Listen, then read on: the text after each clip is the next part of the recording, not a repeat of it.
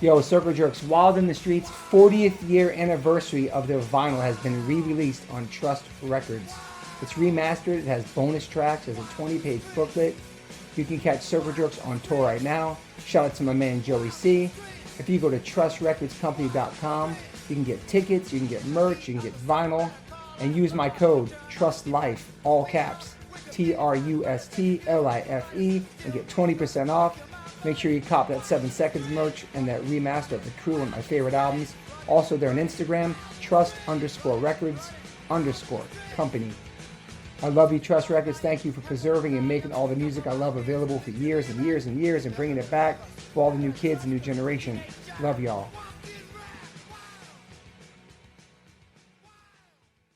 So I recorded these interviews in 2019 with Chris Jones and Pete Chramiec, two good friends of mine who I grew up with in Newport, Rhode Island. Verbal Assault was one of my favorite bands. Trial is one of the most incredible records in my top 5. Lyrically, musically, everything. This band is so underrated. So I was going to wait till these guys played their first show in 30 years to drop it, and it was supposed to happen then the pandemic hit. But now they are playing this week in Rhode Island, so I said I need to drop these right now. So what you're going to get is 2 interviews. There'll be first one with Chris Jones, the singer, and the second one's Pete Chramiec, the guitar player.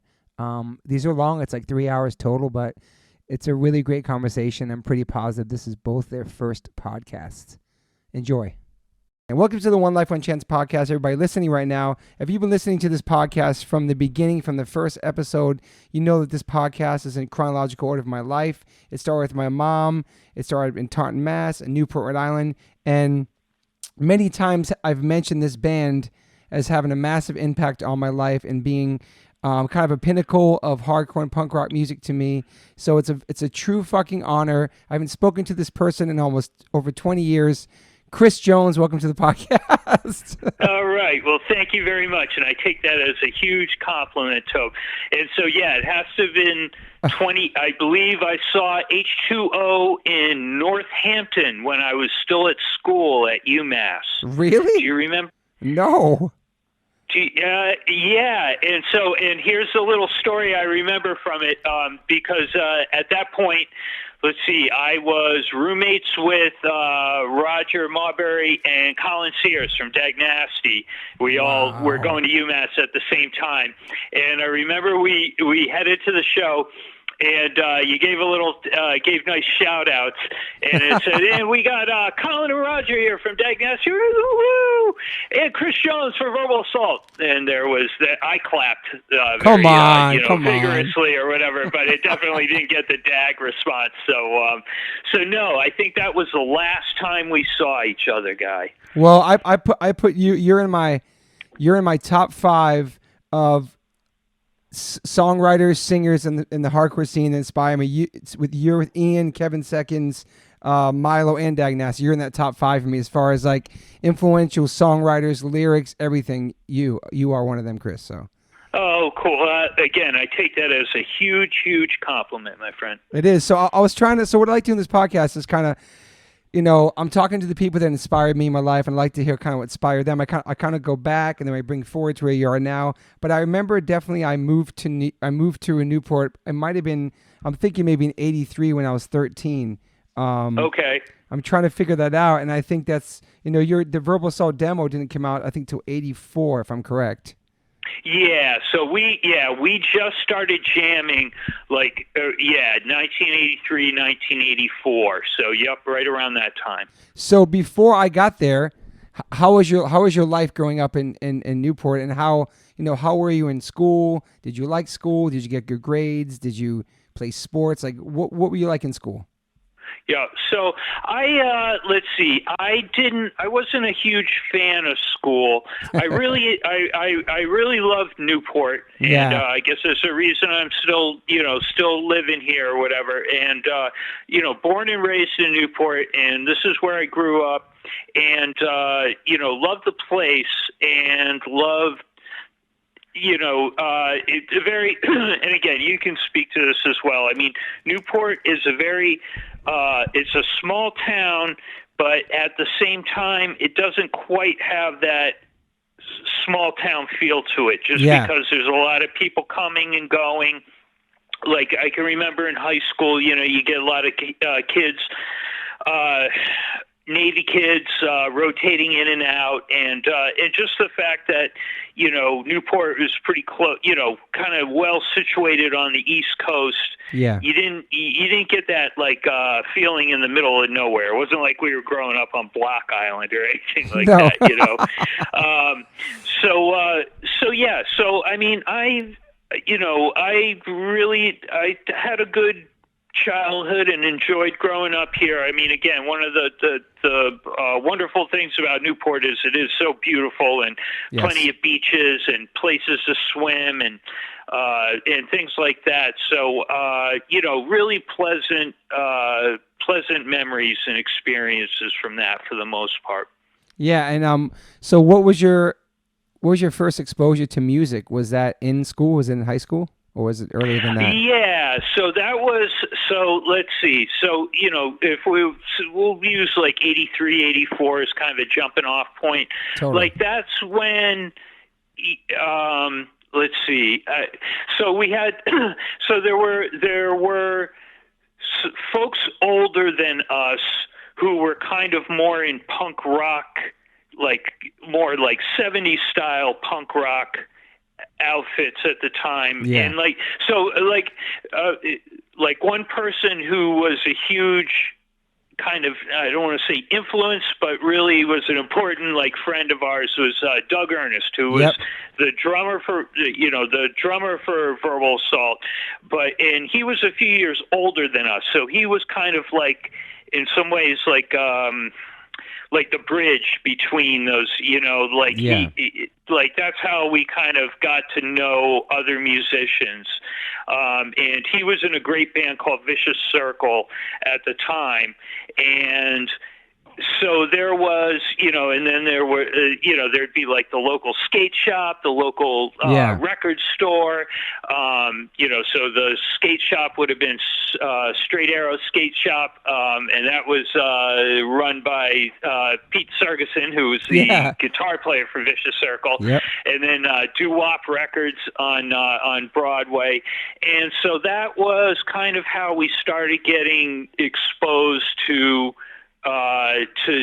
music, and Pete, back then when we all had cassette tapes, you'd make mixtapes and change it with exchange them with friends, and be like, wow, did you hear this band Minor Threat? Boy, this, you got to hear this stuff, and then kind of, outside of outside of the city, there would be you read Maximum Rock and Roll, and things like that, and kind of say wow, Flipside magazine, and even Thrasher as well. Can remember actually Pete, the guitar player for VA, sold Thrasher magazine, copies of Thrasher at high school. That's awesome. And so that's when you kind of got the sense oh yeah, there's it's not just a couple local bands or whatever, or some, three bands from LA or something like that. This is really kind of a bigger thing. Yeah. And then, and again, and I think you would agree with this as well, Toby, is just, the older I get, the more I realize how blessed we were with so much good music around here and so many really good clubs. Yeah. And it's sort of, I always tell this story where, it was kind of on our, when Verbal Assault first started getting out on the road, we'd be in podunk nowhere, Texas or whatever, and you'd pull up and the kids would be all psyched, they rented a VFW hall, and I can't believe you guys made it. Nobody's played here in years except for Black Flag. It was always Black Flag always managed to play wherever it was. True. And you would look around and you'd be like, wow, well, I'm glad we made it, guys, and I'm sorry to hear you didn't haven't seen a band in 3 years, because just last month I saw Husker Du, the Bad Brains, TSOL,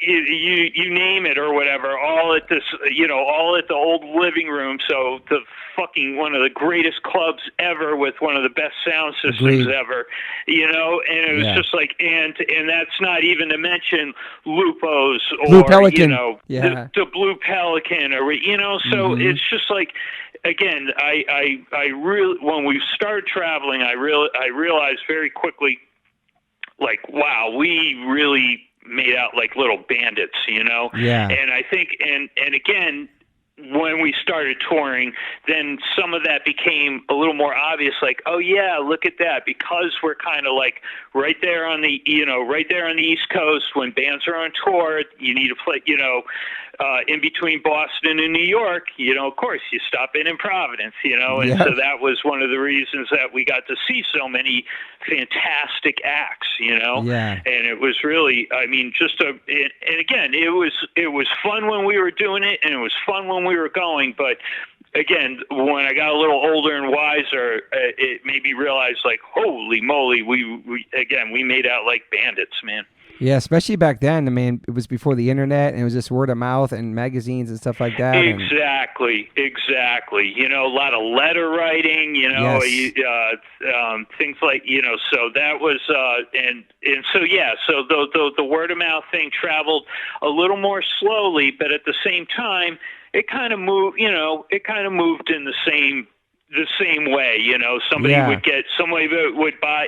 someone would mail order an album. They really liked it. They'd pass it around to their friends, in town or whatever. And so again, that was just like kind of very old school social networking, but that's the way it happened. Yeah, that's amazing. So did you get into skateboarding around the same time you got into punk rock? Because back then it kind of went hand in hand, Exactly. Sure did. So that's exactly what we do. I can remember, let's see, we used to skate over to Pete Sergeson's place, his parents' place, and they let Vicious Circle rehearse in the basement. Yep. So on Fridays and Saturdays, we'd skate over there and watch those guys jam, and then they'd let us, grab the equipment and bash around for a little while. Taught us, like, how to play Louie Louie, and be like, wow, all right, this is great, we're doing it too, or whatever. So, and then we'd all go skate downtown, so yeah, the skate, and especially around here, skate, surf, and the music stuff all really was pretty tightly wound together. Totally. I got pictures. I'm going to send them to you now that we're in touch. Is that I got pictures of all you guys. I think you're shaving Fred Abong's hair in that same basement where where you guys practiced. I have really cool photos from then. Okay, sure. Yep, and then when Verbal Assault, started to get going, and we were lucky enough to, my parents would put up with us while they were actually at work while we would rehearse. But awesome. We would, Verbal would jam, at our place as well. So that was kind of like a little hangout gathering area too. Awesome. So did Verbal Assault start while you were in high school, or that started after high school? Yep. No, we were in high school. In fact, I used to book shows at I used to grab the hall pass like at 2:30 in the afternoon or whatever, and use that to go and call go to the payphone and call Randy at the living room, because that's when they would be booking show. That's when somebody be in the office, and he'd be like, yeah, Channel 3's coming through or whatever. Why don't you guys jump on that, thing. So no, we did. We didn't start touring till we got out of high school, but we were definitely doing our thing while we were in school. Yeah, and were you getting good grades? Like, did you like school? Did you want to? Yeah, no, I mean, I did well in school, and I was in kind of like, accelerated programs and things like that. High school was just kind of a bummer. I mean, it wasn't horrible. It wasn't horrible by any means, and especially I can remember my senior year. I actually had some really good, classes. But you kind of were chafing at it, and so we really couldn't wait to get out of there. And I definitely enjoyed myself in college, and that was kind of definitely more of the field. But again, high school wasn't a terrible experience by any means. Yeah. What was your major for college? Like, what did you want to do? Let's see. So when I went to UMass, I was a history major. Wow. And then and then a couple of years ago, I went back to a college in Rhode Island called Johnson & Wales, and got a bachelor's in accounting, actually. Nice. And so now I do a lot of bookkeeping. Oh, wow. It's kind of that's what pays the bills. So awesome. Yeah, that's kind of a funny story too, because after VA broke up and I got out of college, I started. So sorry to back up for a bit. Okay. So some of our friends in high school were also in a band called Throwing Muses. Yep. And and those guys were great. Completely different genre of music, but we had always been friends through school because they were we were the punk rock faggots, they were the art rock faggots, So I used to joke that to people that we used to get Kristen and Tanya and I used to get beat up after high school, after school together or whatever, wow. And that's how we first met.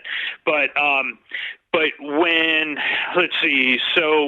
Tanya left the Muses and formed a band called Belly, oh, wow. she had Tom and Chris Gorman, who were friends of ours and who were briefly in Verbal Assault. So they formed the nucleus of Belly, and so I started working with those guys and actually kind of worked my way up to tour manager when they were doing pretty well for themselves. Wow! And so one of my jobs with the tour managing was obviously to do all the expense reports and books, yeah, and to keep track of the loot, and so they did some actually went around the world a couple times, so I got back from one European tour, and back then it was pre-Euro, so everybody had, 1,000 different currencies, but the books came out really good, and and their Belly's manager's accountant at the time, I can remember him telling me, he was like, hey, son, if, you could have a future in this if you wanted. This is great work. And I can remember thinking at the time, wow. like, yeah, right, Grandpa. Sure. That's ever going to happen. I got to get back on the tour bus. Okay. Party hardy. And so, but, a few years go by and, who knew what was going to happen? But, that's amazing. So that was kind of, this, school, definitely got a lot out of it. I did quite well actually, grades wise and stuff like that. Yeah. So when you guys, all right. So the demo comes out. That's like 84, and then the Masses demo cassette comes out in 85. Correct? Yep. And then so let's see, early 85 is when the Masses demo, and then in November of 85, that's when we went and recorded the Learn EP. Yes. At Inner Ear. And so that was, so at that point, so it must have been, it was the summer of 85, Pete drove 7 Seconds around on tour. Awesome. I think it might have just been the East Coast, I can't remember, but in any case, that's when we kind of got to know 7 Seconds and those guys. And then, Kev was like, hey, I'd love to put out this EP on Positive Force. And so I believe sort of between Kevin and Pete, Pete had already known Ian before that's how we kind of set up the Inner Ear thing. Yeah, Positive Force. So that's how that happened. Was Ian produce that? Was he a part of that or no? Yep. So Ian produced that. Wow. And so that was really that was a trip because on the one hand, it was a studio where all of this music that we had been listening to yes. had come out of, and you're like, oh my God, this must be like going to Abbey Road Studios or something like that. And you get there, and and that's when Don was still in still had it in the basement of his house. Wow. So you get in there, and there were like all the kids' stuffed animals and board games and stuff like that. And then there would be the booth and the mic stand or whatever. So it was kind of, so it was nice. It was very homey or whatever. But yeah, we banged that out in a few days. Wow. And at that point we were pretty well rehearsed. So it was, it was good. It was a fine first EP, no complaints. Yeah, have you guys done some touring leading up to that, or do you guys have like a good following leading up to that first album? Yeah, I would say. Let's see. I'm trying to remember. Not really. So what was the other thing that I often point out to people is that what the huge break for us, or at least the way I look at it, was when 7 Seconds had us open for them on their North American tour. So 86, 87, no, 85, 86. 80, it just might have been 86. But in any case, that was huge because people really didn't know who we were then, and being able to play in front of these relatively big crowds was a huge opportunity for us. And not only that, and it's the one thing that really drove it home was just being on tour and playing every night. Yes. Man, that makes you, or at least it does for us. At least it did for us. It made us a much better band. All around, probably personality, friendship, tightness, everything, right? Yeah, like living together. Exactly. And the thing, and it was funny too because we didn't even. We didn't see it just because we were playing every night. But when we got back to the East Coast, I can remember we were like at TT, the Boston show was at TT's, and I remember like Al Quint from Suburban Voice Fans, he came up and he was like, holy shit, what happened to you guys or whatever? You sound great or whatever. And it was like, well, I don't know, Al, all we do is just play 6 days a week, and it's like, duh, so it was, so that was huge. It was like, I think it was like, in my mind, like that tour with 7 Seconds, that was kind of the beginning. That was like the transition from, we're a good local band and we play in Providence and we went up to Boston, one time, blah, blah, blah. And then sort of after that tour, that's when I think it was like, oh, okay, something special's going on here. This is good. We gotta roll with this. Yeah. I think there was the New One tour for them, wasn't it? Maybe. Yes, it was. Yeah, that's right. Saw that. Yeah, that was a great tour. Yeah. So, and they were great too. Let's see. So Joe was playing bass at that point. And it was, and they're just the nicest bunch of guys. They are, man. Had, our friend Jason Schrager, who's friends with Martin Sprouse. So he was along with 7 Seconds as well. It was just a great crew. Yeah. I had really great memories of like bombing. We're like all 12 of us bombing around New Orleans and stuff. And then awesome. Back then the drinking age was 18 down in Louisiana. So we were like, oh my God, you mean we can just walk in and order a overpriced hurricane or whatever, stuff like that. But just had it was just a great time, and again, that's what kind of I think launched us into something a little bigger. Yeah. So did you guys tour on that Learn record for a long time after that, or just went right to the next record? Let's see. So pretty much right after that, we went in and did Trial, and so that was another thing too. Is like at that point. So let's see. Yeah, because before that tour, we pretty much had all the songs from Trial written. Wow. And so we were just playing them every night. So when we finally did get into the studio, if I remember basically doing everything. It seemed like we did everything in one take. It was just like, it was really, really smooth, and because we just had the songs down pat. So that was So it was like after that tour, that's when we got into the studio and did Trial. Were you like at that point after the 7 Seconds tour and coming home and stuff? Did you guys go back to your regular jobs, or did you feel like you just want to only do music or anything like that? Or? Yeah, that was. I mean, the thing was, we were also, again, Doug's like 3 or 4 years older than us, but we were still in our teens basically. Damn. And in some ways that was great because it was very easy to dedicate yourself full time to the music because you're living at mom's house and you don't have to worry about your job, and you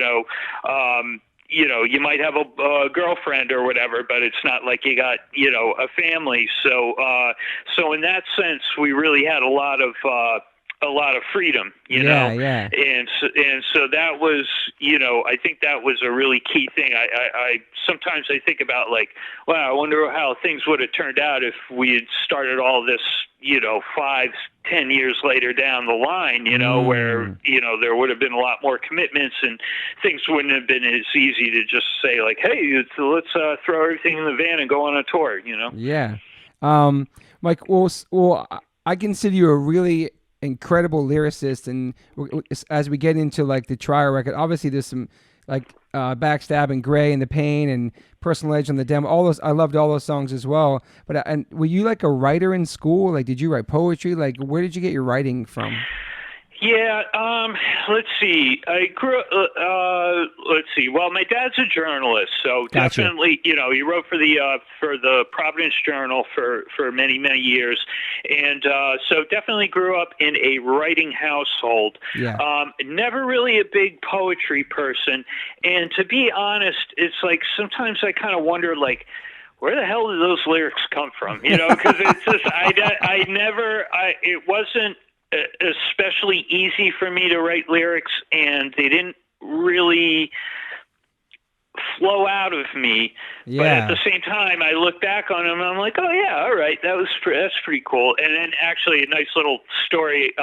So before my mom retired, she was working at a nonprofit called Rhode Island Housing up in Providence. And I can remember I was in Providence one day and stopped by her office, and she had the first stanza from Anger Battery hanging on her on her cubicle wall or whatever. And I was like, yes, Mom. That's amazing. Mom's got some lyrics up there or whatever.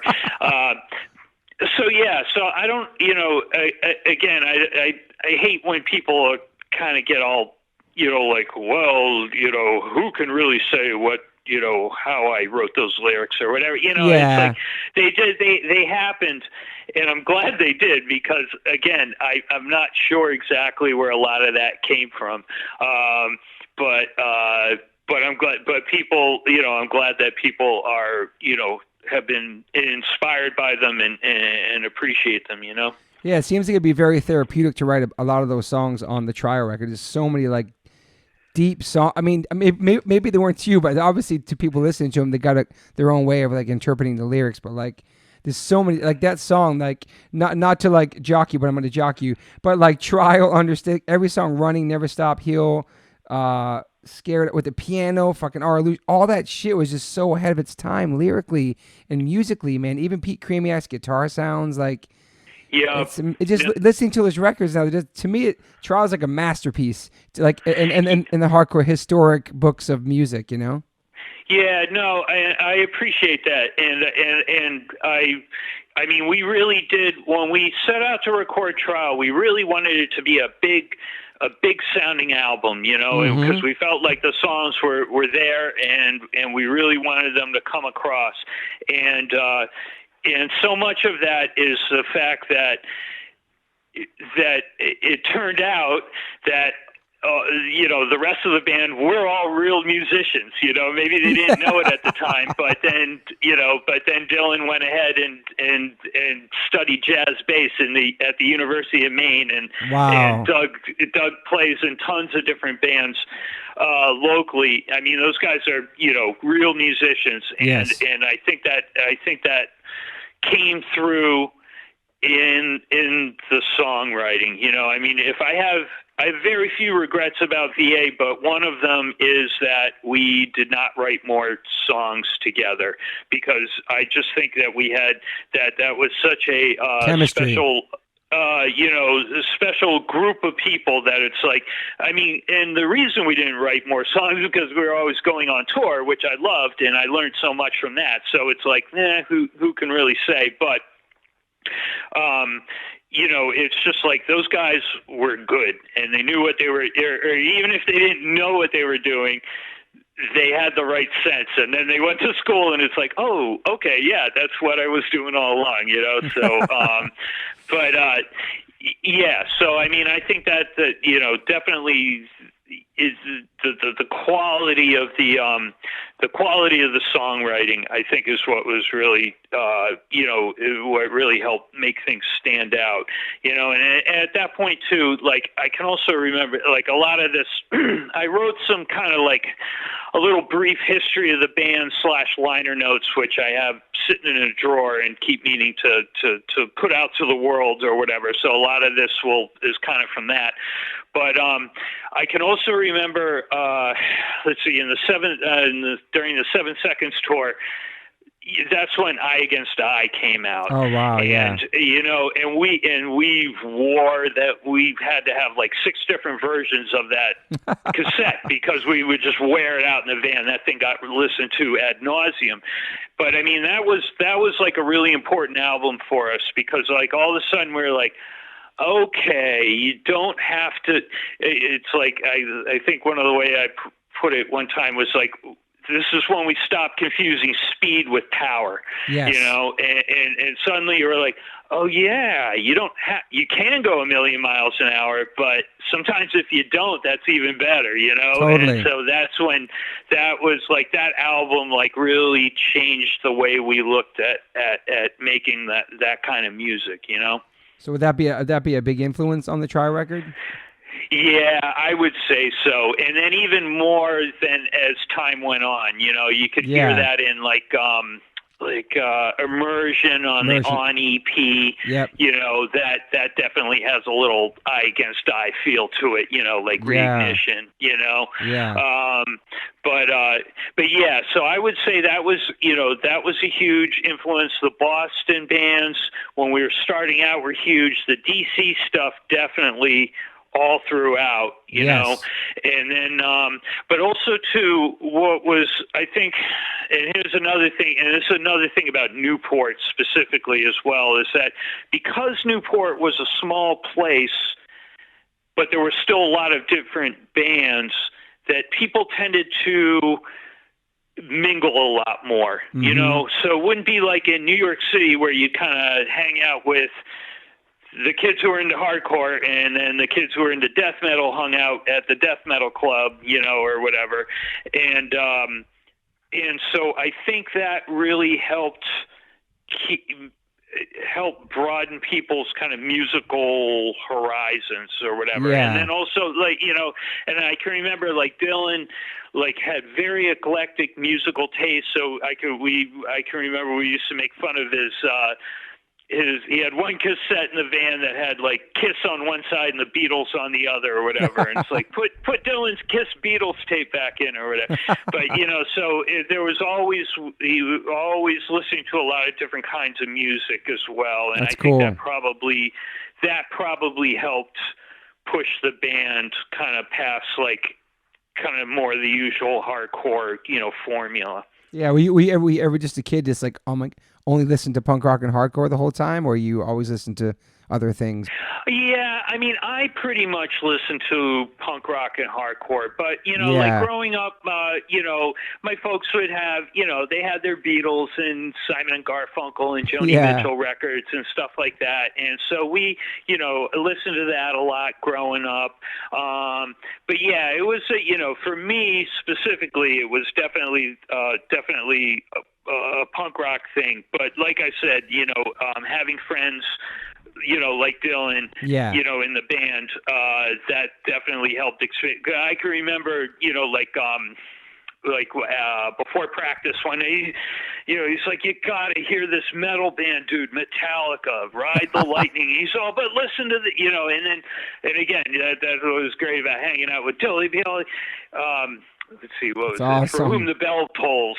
Yep. They'd be, listen, there's not even a guitar solo in this. And it's like, oh, yeah, that's cool, And I mean, so it was really, again, that's how, if you're looking for a reason that VA made the music that it did, again, I would put a lot of it to Dylan and Doug and Pete, Yeah, that's awesome. And then what about going from how did the positive, like leaving Positive Force to Giant Records happen? That just happened? Let's see. Yeah, so with Kev, I mean, Positive Force, it was great. There's Yeah. no complaints. I mean, I never really made any money from it Yeah. or anything, but just having it out on Positive Force, just in the same way of being able to tour with Kevin and those guys, I think definitely helped.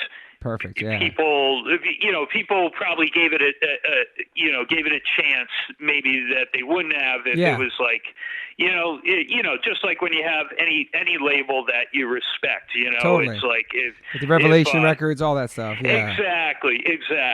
Discord, all that. So, and then with Giant, let's see. So at that point, Giant had really signed a lot of cool bands. Yeah. So GIs was on. That's right. Uniform Choice, Dag Nasty. Wow. So and it was kind of like, I think they were trying to, again, make a label with maybe, you can't really put a label on it, but, something, again, a little more progressive as far as the music goes, so that's how we kind of ended up with them. And it was fine. I mean, it just kind of, we put out we put out Trial and then a 7-inch and then just kind of parted ways in kind of murky circumstances, it never really, there was never really anything, signed or whatever. Oh, wow. We just say it just kind of, we just stopped talking to them. They stopped talking to us, and then that was that. So that's awesome. It's and easy. then after that, we the remaining stuff we put out ourselves. So when Trial comes out, was there like a lot of excitement back then? I mean, there was no internet back then. I'm sure people... No, not really. I mean, it was like it kind of got a shitty review in Maximum Rock and Roll, and it was because I again, I think that album was kind of ahead of its time too. 100%. If I'm going to pat myself on the back You or whatever. So people didn't really know what to make of it. They thought it was okay. And that was fine. It was what it was. I mean, the thing is, and again, you can relate to this, Toby. I mean, I do really wonder what would have happened if all of this had happened just a few years later. I agree. Like, I can really specifically remember, I remember one, let's see, this must have been 89. Yeah, probably 88, 89. We're touring the States and Europe, and at that point, Tad and Nirvana were kind of like hot on our heels. Or they were like a couple weeks, they were always like a couple weeks ahead of us, like on wherever we were on tour. Wow. And, and you can remember the first, Bleach came out, and you're like, yeah, that's cool, whatever. I like the, Sub Pop thing's okay. Mm-hmm. And then, but at the same time, we were just like, well, we're a hardcore band and we'll always be a hardcore band. And, it's not like they'd ever put that stuff on MTV now or whatever. And then I can remember very specifically sitting in Northampton with Roger and and Colin and okay, right, because then at that point they're like, hey, Dave Grohl, he's out sleeping on Kurt's couch. He's he's in Nirvana now. And I remember thinking like, okay, well at least they have a decent drummer now, And then we're all sitting in Northampton or whatever, and on comes Smells Like Teen Spirit, and we're just like, holy shit, Damn. what the hell is happening here, And Yeah. then, and so who knows if, what would have happened if we had stuck it out a little longer or whatever. But again, I mean, that's neither here nor there. I feel like we had a good time and that's whatever, but it is hard. It is easy to imagine, especially after all that stuff broke, that it was like, oh yeah, things could have gone a little differently. Who knows? 100%. So did you guys? I remember obviously going to the trial tour in DC, I think, and so was that record Were We See when you started touring on it though, minus the review and Maximum Rock and Roll? Yeah. I mean, people were, at that point, like we had kind of like. The way I describe VA to people who, like a coworker, like someone who isn't into music, and like, oh, you were in a band, and I'd say like, yeah, if you were into like I would try and describe our popularity as like, if you like that genre of music, you definitely knew who we were. Yes. But I don't want to say like we were like. We invented this genre of music, or we were the kings of the hill, or whatever. It's like if you were into it, you knew who we were, and you probably saw us on tour or whatever. But it wasn't like it certainly and there were certainly people who were loyal fans, and people came to see us, and we really appreciated it. But it wasn't like holy moly, something's going on here. We're this huge outfit or whatever. I mean, that definitely did not ever feel that way. And again, that was fine too. I mean, in a way, it was kind of nicer. I mean, the other thing, like touring with Belly, like. And I love those guys to death. They're all great. Some of my best friends. Yeah. But in some ways, it was also like. Okay, you can kind of see where, like, I don't want to say rock star, but just where the things get big enough so that there's enough kind of barriers around, so that it gets harder and harder to actually see people. And then when you do see people, they're so excited to see you because you were on the cover of Rolling Stone that they want to talk to you for 8 hours. And I was just like, no, thank you. It's like I don't. It's like, well, I'm neither rich nor famous, but if I had to choose, I would definitely rather be rich. Because famous doesn't really do it for me. I don't feel like having everybody know exactly who you are and what's going on in your life at every second. And I mean, you've been pretty much you've pretty much been off the grid for a long time for music, though, right?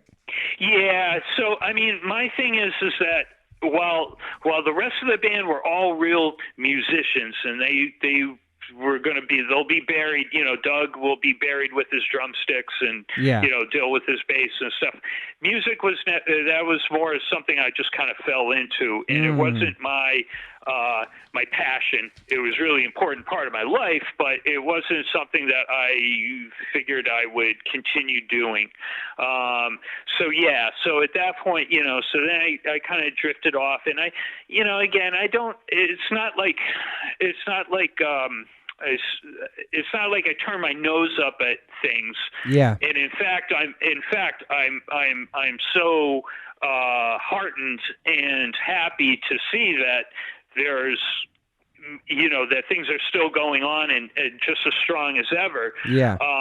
But I just personally, I don't really go to a lot of gigs. I mean, ironically, there is a venue owned by a mutual friend of ours, Mr. Eric Boofish Barkley. Boofish, yes. Yeah, the Boo. And so Shout out his place, the Parlor, it's literally 2 houses away from me. I can open up my shades right now and see the Parlor. And so there'll be shows there.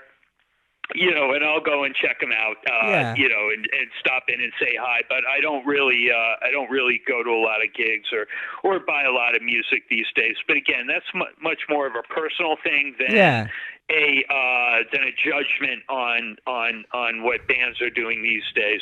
Yeah. So after the trial record cycle was done, touring and stuff, did you guys put Tiny Giants out after that, or you guys broke up before that? Yeah. Okay. So at that point, let's see. So then, So what happened? Okay. So after Trial came out, Doug and Dill left the band, and that's when Chris and Tom Gorman came in. Gotcha. And so we jammed with those guys for a while. We never recorded with them, but then we went on one disastrous winter tour together, and after that didn't really speak to each other for a while. What happened? What was the tour? Was it a bad book tour or something? Or it was just one of those tours where it's like you get stuck in a snowdrift and then the show gets canceled and whatever. It wasn't all awful by any means. Actually, we played a lot of good shows with Agnostic Front. That was nice. That was actually a lot of fun, hanging out with those guys. But then, after Tom and Chris split, then Doug came back, and at that point we were looking around for a bass player. Yeah. And so we met this guy Darren, who actually we stayed at his place in Lawrence, Kansas when we were on tour, and so we asked Darren to come and join. And so he was brave soul that he was. He packed his stuff up, relocated to Newport, started learning the songs, and then we took off from there. And then that's when in '88, that's when we went to Europe for the first time. Wow! You didn't go on the trial record either? I'm sorry? You didn't go to Europe on the trial record or anything? Or No. Wow. The trial had been out. Yeah, let's see. What happened? So the thing with the European tour, that kind of just fell into our laps because, if memory serves, Pete would remember this better, but I believe Blast had a European tour set up, but they had to bail on it. So the tour was kind of all in place. They just needed another band, so they asked us. Yeah, so it was especially at that point, people were just hungry for American bands. Totally. It didn't matter who it was. So it was like Blast, Verbal Assault, whatever. Just get up on stage. So that's how that happened. So at that point, Trial wasn't out in Europe yet. So, okay. So yeah, we didn't. So that was really just kind of touring on goodwill of the people who would come to see us. So. And that went pretty good. Is that went good? That was great. That's awesome. Europe was really changed. It was just such a fantastic. Just the traveling and just the experience and getting to meet the different people and the different countries. We got to go. We went to the former Yugoslavia. Awesome. And then in '89 when we went, and this is crazy because we just had the 30-year anniversary of this. So we were, let's see. Okay, we were going to try and go play in Russia. Russia fell through, not for anything political, just, visas or whatever. So we had done some shows in Poland, and so then what we did was hightailed it back to West. It's like, okay, well, the Russian shows didn't work out, so now we have like a week to ourselves. So we hightailed it back to West Berlin. And we just hung out in West Berlin for a week, which was awesome. Nice. And but we stayed in this section of town called Kreuzberg, which is kind of like the Lower East Side, it still is West kind Berlin. of. Yeah, it still is. Yeah. And but right next to the Berlin Wall. Wow. We could wake up every morning, we see it, and and go walk up the little platform and look, and there used to be, you could see little bunnies, little rabbits running along running inside the DMZ or whatever. That's awesome. Then we take off to Italy because the tour starts back up. 1 week later, Berlin Wall comes down. So pretty much 30 years ago last week, right? Holy And we were in shit. Europe then. So we managed to miss every world historical event that happened in Europe during that time. So you're welcome.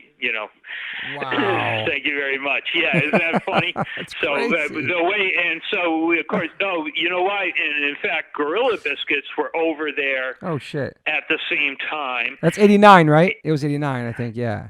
Yeah, 89. Okay. Yep. So they were smart enough to haul ass to Berlin. So I believe they actually got to see people dancing on the thing and ripping it down and Holy stuff like that. shit. But so I like to tell people I was one of the last people to see the entire Berlin Wall there before it fell. Yeah, that's good. Happened to miss the actual world historical event, 20 minutes after we, got on the Autobahn or whatever. Wow. So, yeah, pretty trippy. And then also, too, I mean, again, that was because on that tour, we went back to Yugoslavia, and this time we played in Sarajevo. And so at that point, you'd only known, we'd only heard of Sarajevo because the Olympics were there, I think, probably in the 80s or something. So you were like, wow, this will be like Stade or, be going to like Zurich. And instead, it was like going to Detroit in the mountains or whatever. It was just kind of dirty and grimy, and it was a good show and stuff. But again, very shortly after that, by 1991, you had all the Serbian militias, up in the mountains and stuff, picking people off on right. I mean, that's when things really got ugly, in what was left of Yugoslavia. Yeah. And I can remember talking to Pete at some point. He's like, "Yeah, dude, think about it. A lot of those kids who were at that show are like dead or in the army at this point, and it was heavy. like, yeah, it is heavy, but I mean, it just shows, again, this history turning, and just goes to show you never know when it's going to happen either, because it wasn't like at that time, I mean, you knew things were things were bubbling up, and things were happening in Eastern Europe, and you would hear, the radio would be on, and we'd be somewhere in Germany, and so the radio would be on, and you could hear, the kids we were staying with were talking to each other and saying like, "Wow, this is kind of weird" or whatever. But I don't think anybody really expected what was about to happen, and we certainly weren't. Not at all. So pretty amazing when you look back on it. Yeah, so would that be one of the last tours for you guys? That was 89? Let's see. So 89, yeah, pretty much. So then after that, we On came out, right? Yeah, we went to, we put out On. Let's see. We recorded On 89 right before summer of 89. While we were on tour, and then before we went to Europe.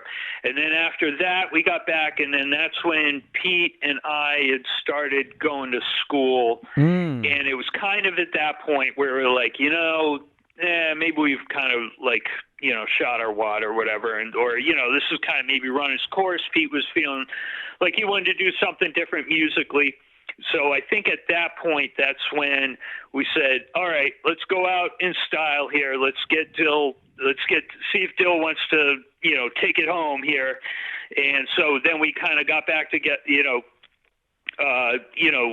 got things in gear to go record. We recorded the Exit EP. Yep. And then we did some last East Coast shows.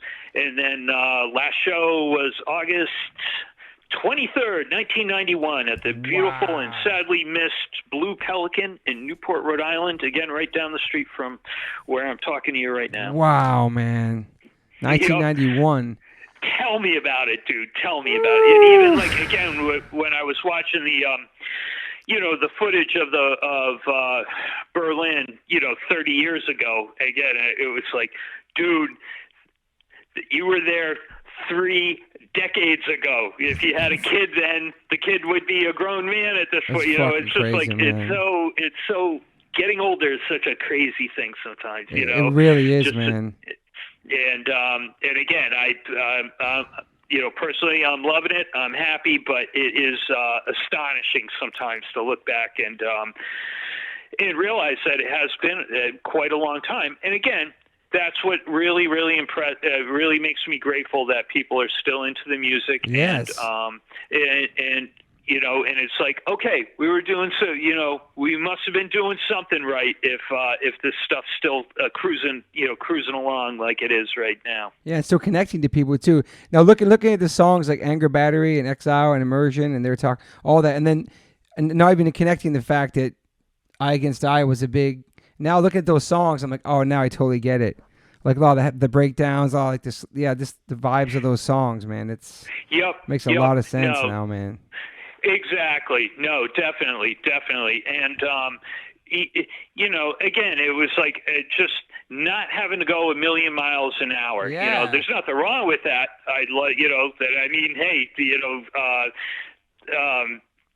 The Bad Brain stuff before then was a million miles an hour. Yeah. It was some of the best hardcore ever produced, but it was just again, the combination of maybe learning a little more about playing the music and then listening to a lot of different kinds of music. Yeah. That it was like, okay, let's, you can have different tempo, it's okay to have a different tempo. Yeah. And in fact, sometimes a slower tempo can really work to your advantage, 100%. Even Tiny Giants with the reggae and the Tiny Giants too. Yeah, and that was the thing too. We listened to a lot of reggae as well, and we're always hugely influenced by the Clash. Awesome. I have to, Awesome. The Clash is probably my favorite band of all time. Probably, I would tell my mom, like mom and dad, like I'm like, yeah, like London Calling, like that's probably like our Exile on Main Street or the White Album or something. Just the touchstone where you're like, holy shit, there is just not a bad song on this album, and it's just everything is, But so that was a big influence as well. Yeah. And then it was like, and the reggae stuff, and that it was nice too because it was like that's something you could listen to in the van. Totally. Driving away from the show or whatever, yeah, without being pounded, with another 8 hours of hardcore music. It's just a good antidote, So that's where that came from. Yeah, that's an underlining theme of all these podcasts where people play hardcore and punk rock. It's like people think that they only listen to that type of music, that they get into the van and then they play like a bunch of hardcore while they're driving, when in fact people just want to kind of relax and. You know what I mean? In between the shows. Yeah, exactly. No, I can remember Colin. I can remember Colin Sears and I trading tour stories or whatever, and we were laughing about like you wake up in the morning and staying at some kid's house or whatever, and the first thing you do is put on a hardcore album. I'm thinking, come on, I just had I still need a cup of coffee here. We don't need to jump right into it right at 7 a.m. It's but, so true. And again, it's like, hey, if that's what floats your boat, then go for it. But yeah, I just. What was I going to say? And then also, too, I guess for me, it's also fun to see people who are still out there who, like, never stop doing it. I was just, in fact, actually, my friend Brian Simmons and I, Brian does Atomic Action Records, and nice. We released Trial. I saw that. We were having a John Bannon appreciation conversation the other day, where it was just because he's seen like Negative Approach, reunion tour, like 8,000 shows or whatever. Yeah. And I was just like, that man has never been in a bad band, It's just like the Negative Approach. I mean, Tied Down, that was such a classic album, and Laughing Hyenas were great, and then Easy Action's good, It's like, and that guy never stops fucking touring, and he has to be at least 2 or 3 years older than I am, So it's just like, it's very cool to see that as well. So do you miss it now, or did you miss it back then when you stopped playing music and stopped touring? Was it easy for you to transition? Yeah, not really. I mean, the funny thing was, it's like for me, it's like I went back to school and then I got back got right back on tour with Belly, so Oh yeah, it was yeah. like, yeah, and so not only that, but I mean, at that point, that's when like Feed the Tree came out, and they were doing really well for themselves on the cover of Rolling Stone, and so they were on tour constantly, and then by so it's like in some ways I never really stopped zipping around, Yeah. except now I got to do it in a tour bus, and they were opening for REM in Europe and stuff, so it was really, Wow. extra cool or whatever. And yeah, I mean, I always tell Tom and Chris, it's like, obviously Verbal Assault was a big, the big deal for me just because it was the band and, whatever. But, I said, like, some of the most fun I ever had was, bombing around the world with you guys and doing all this crazy stuff, so it was just a, very nice experience all in all. So when did that stop? And did you, like, when's the last time you've been off tour for a long time now though, right? Yeah, so no, now it's been many, many moons. So those guys, let's see, Belly broke up in 1995, I think. Wow, okay. But again, not only did those guys get back together, but they put out this awesome album last year, so, oh, wow. Again, very inspiring, they did really great, and they'll they have families and stuff like that, but they've been out on tour for a while. But no, I've been very much since then. I hardly leave Aquidneck Island, dude. Wow. So, and that's fine by me. I'm happy to kind of stick around, but so very little traveling on this end. Yeah.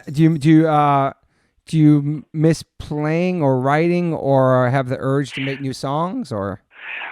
Not really. Okay. But I have to say no. And again, that more comes from, and it's not like it's repulsive to me or anything like that, but it kind of just gets back to the thing where, like, the other guys in the band, they're musicians, and I think they will always want to play music. And for me, it just doesn't, it's important. It was a really important part of my life, but it doesn't feel like a calling or something. Yeah, I feel like Trio is got way more appreciated way later, and I feel like Verbal Assault, in my opinion, and you don't have to agree because it's obviously your band, but is one of the most underrated bands I feel from our world and our scene. I feel like because it was so ahead of its time, and because of the songs you were writing and what you're singing about, just everything about it, I just feel like it's so underrated. And I've tried, like, we covered Scared, and like I always want to push my roots and stuff that inspired me. We try to push the Verbal Assault as much as we can because it was such an impact. And for you, it was just a record you made with your friends, and it wasn't like you were trying to do this for your career. It was some songs that you wrote at that moment in your life, and like you said, you weren't like a musician, your friends were, and it is something you did. But for so many other people, it's such a massive impact, man. Yeah, no, I hear it. And I mean, and I guess, and that's also just a kind of difference. That's all perspective as well. When you're that close to it, you don't see it, it's like kind of like, yeah, it's the Trial album. What do you want, dude? But again, that's where a little distance, again, I don't want to make us into, the greatest band you never heard of or whatever. But, but I do think we were ahead of our time, and, and that's neither here nor there. It would have been interesting if we had been, instead of being ahead of our time, that we had been in the time that that people were appreciating that kind of stuff. I mean, again, who knows? After Nevermind came out, who knows? But again, that's kind of, it makes me. But it does really, really, give me a ton of gratitude that people still do look at that album as kind of a touchstone, and I'll get very nice letters when people say, like, this album brings back a lot of good memories, and I put it on the other day, or I thought of it the other day and dug it out and put it on, just, wow, this thing stands the test of time. And it really does. Yeah, it's just like, all right, man, that you couldn't, a 51-year-old man could not ask for anything nicer, Something that we did when we were in our teens and 20s, still seems to, like, touch people, and that's really important. 100%. So would we ever see a Verbal Assault reunion? No comment, but it might wow. be happening. So, well, I need to know. I need to know in advance so I can book a flight. I need to way in advance, my friend. I can't go any further into it, but it is not out of the realm of possibility. So, wow. Yep. So you've heard it here first, and I probably already said too much, but I'm making absolutely zero promises, but something may be in the works. So. Well, I need to know about that first name because I live on the West Coast. Depending where it is, I have to fly, so I will be there with bells on. All right, no problem. No problem. We'll look forward to everybody. If it does happen, believe me, everyone's going to know about it. So, yeah. Wow, man. But again, it's. You said maybe. You said maybe. Might be in the works. Yeah. So. Do you have any regrets? Yeah, so just kind of like what I touched on before. Wish we wrote some more. Wish we wrote more songs and recorded more. But again, at the same time, the reason we didn't do that is that we were always on tour, and just like we talked about, we got to do all these cool, crazy things. So. That's my main regret. But other than that, I have to say I'm very happy, and I'm especially happy that we kind of decided to go out on a good note. Yeah. And so that there wasn't any stupid, 18 different versions of VA, and, but the singer hates the guitar player. Yep. Now they're each in different bands. One's called Verbal, the other's called Assault. It's in legal. They each have, Pete and I have lawyers. All that kind of stuff. Still friends.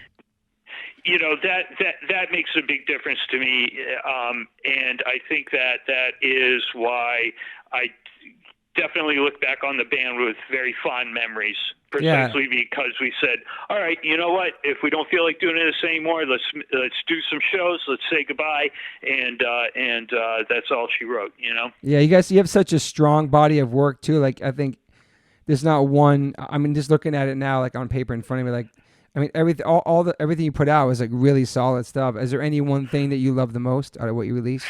Yeah, On is probably nice. My favorite album, just combination of lyrics and music. Nice. But at the same time, I also still appreciate the work that we put into making Trial sound the way that it did. Yeah. And a lot of that was, and a lot of credit where credit is due, a lot of that was Pete Chramiec. A lot of that was Pete being very meticulous in the studio and really working hard on getting that big ass guitar sound. But that was, so I totally understand why people like look at Trial as like, okay, that is Verbal Assault's, that's the big album or whatever. Yep. But On, as far as the music and the lyrics go, that's probably still my favorite. Yeah, there's some really, really great songs on there, man, too. It was really... Yeah, definitely. And it wasn't a far, like, even though the sound was... Even like this, like you said, the songs weren't as fast and there was different grooves to it. It still sounded like Verbal Assault. Like it didn't sound like a different band. When bands try different things. Yeah, no, I hear you. And that's the thing. And as we were starting to get these re-releases together, going back and listening to the stuff, it's nice because you see a through line, Yeah. And it's definitely like, okay, well, the masses, we were really bashing it out then and learned, hey, that's working. That's coming along nicely or whatever, and then Trial comes out and you're like, oh wow, okay, so you can tell this is when we kind of came into our own. And then the releases after that, might have different, might be slightly more mellow, but at the same time you always knew it was a VA album, and that was I got to kind of wind this up, but here's a good note to go out on is I can remember, let's see, I can't remember how the conversation came to this, but somebody was saying, I think it was Pete, like reading a review of another band, and it said like a real verbal assault influence or whatever. Oh, wow. And Pete kind of looked up from the fan scene and he's like, now that's pretty rad, man, when you have, you know that you've kind of come into your own when a band can be influenced by your sound, and people can identify that by saying, "Oh yeah, it's a verbal assault influence." It's like, I love that, okay, man. that's cool. That's cool. You made your mark.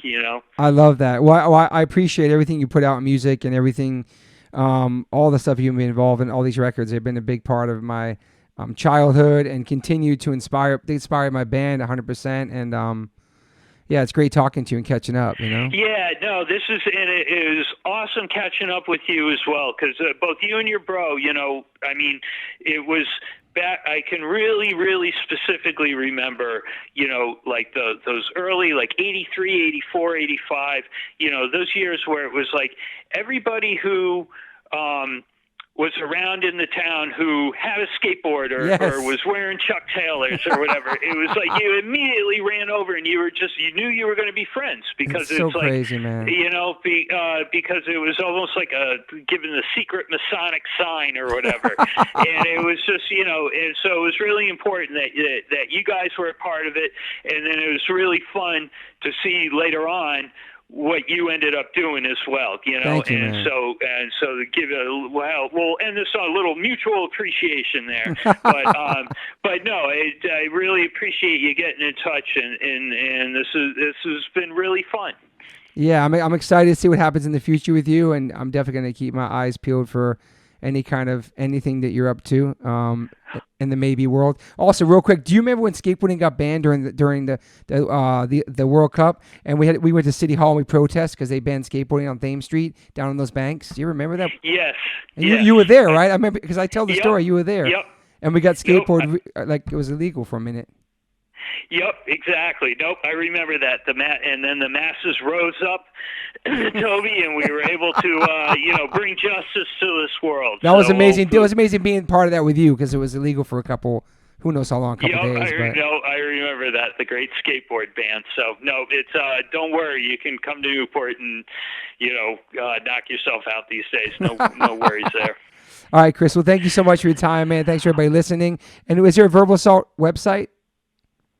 Yeah, so verbalassault.com, and awesome. Then like I said, the re-release is out on Atomic Action, so, all the usual suspects, Cartel and stuff like that, to get the releases, and yeah, I think that's about it, my friend. Well, thank you so much for your time, and I'll be in touch with you soon off the air. Sounds good, Tobe. So, and let me know when this is out, and I'll make sure to link to it and all that good stuff. Awesome, brother. Well, take care, Chris. Thank you. Okay, talk to you soon. Bye-bye. All right, so I'm back on the phone with Chris. How you doing, Chris? Hey, doing good.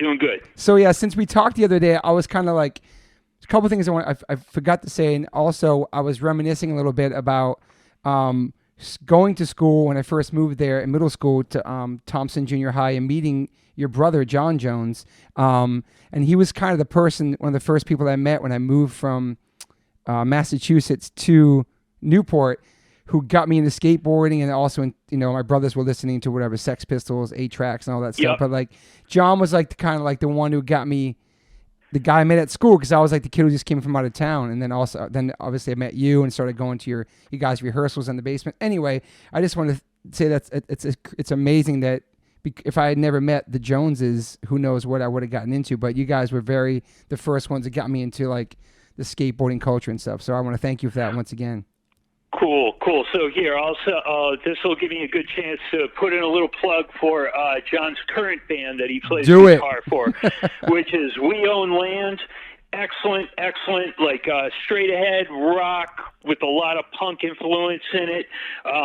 But their latest CD is called Plan B, or CD, whatever. Release is called Plan B, so definitely worth checking out. And in a final ironic, you never leave Rhode Island moment, Dylan from Verbal Assault is been filling in on bass for those guys. Oh, awesome, man. Yeah, exactly. So I actually checked them out next door at this being Rhode Island, Boo Fish's place, the parlor, and they were really good. So We Own Land, definitely worth checking out. Yeah, because he had positive outlook. That was one of his first ones, I think. Yep. Right? Yep.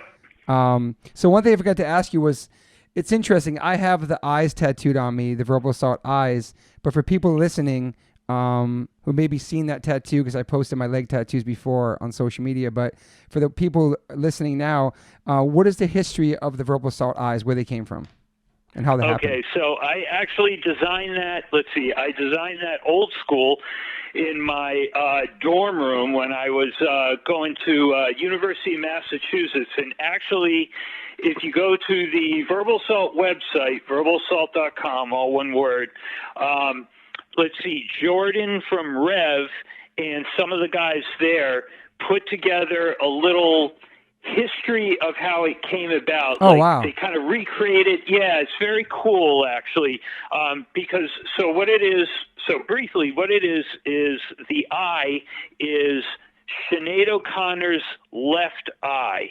She was on the cover of Interview magazine, and I took the cover and just Xeroxed it over and over again to get to make it high contrast.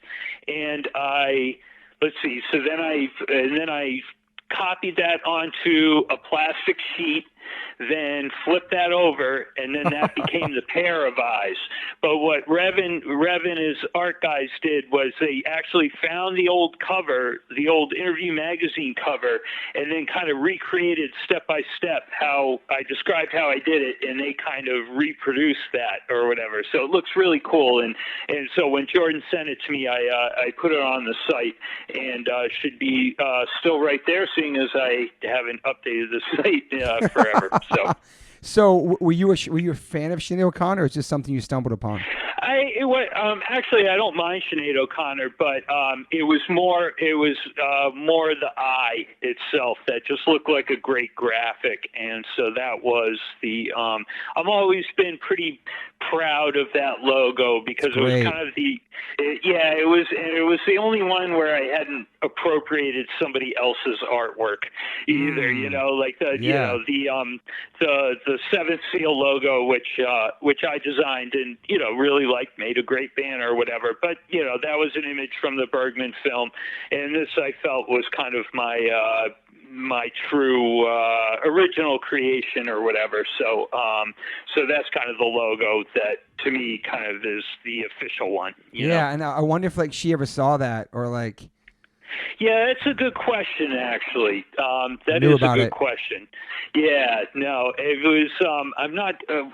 Isn't she? She's converted to Islam, I believe. Or maybe. I haven't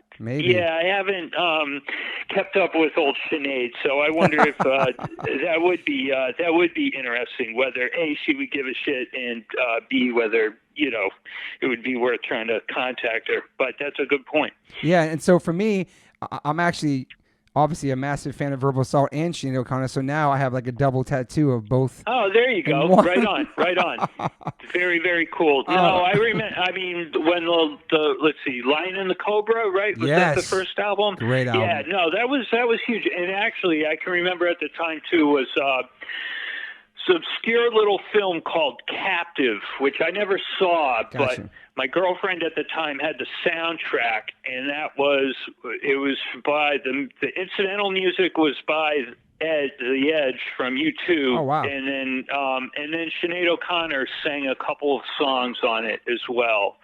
That's actually, no, if you have never heard, see if you can dig, I mean, I'm sure it's floating around somewhere. Yeah. But that was good. It's very kind of mood music or whatever, but it's very pretty. I haven't listened to it in years, but it's good stuff. I'm looking it up. And then whose idea was it to have a piano on Scared?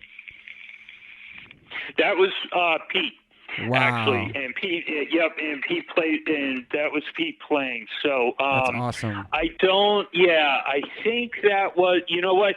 Ask it when you talk to him. Ask him. But I believe, if I'm not mistaken, I believe that's something he sort of just thought of in the studio, that there was a piano there, and he fiddled around with it. Because when we were writing and rehearsing the song, I don't believe we ever said like, oh, this would be the piano intro, but you play it on guitar. You know what I'm saying? Yeah. Like, that I think it was when we got to the studio that's when Pete thought that it might work. It works so good, and that was the first time ever I ever heard like a piano on like a hardcore record. It just fits so perfect. Yeah, no, it was cool. It was cool. So yeah, definitely ask Pete about that, because that's my best guess, but he would know better than I would.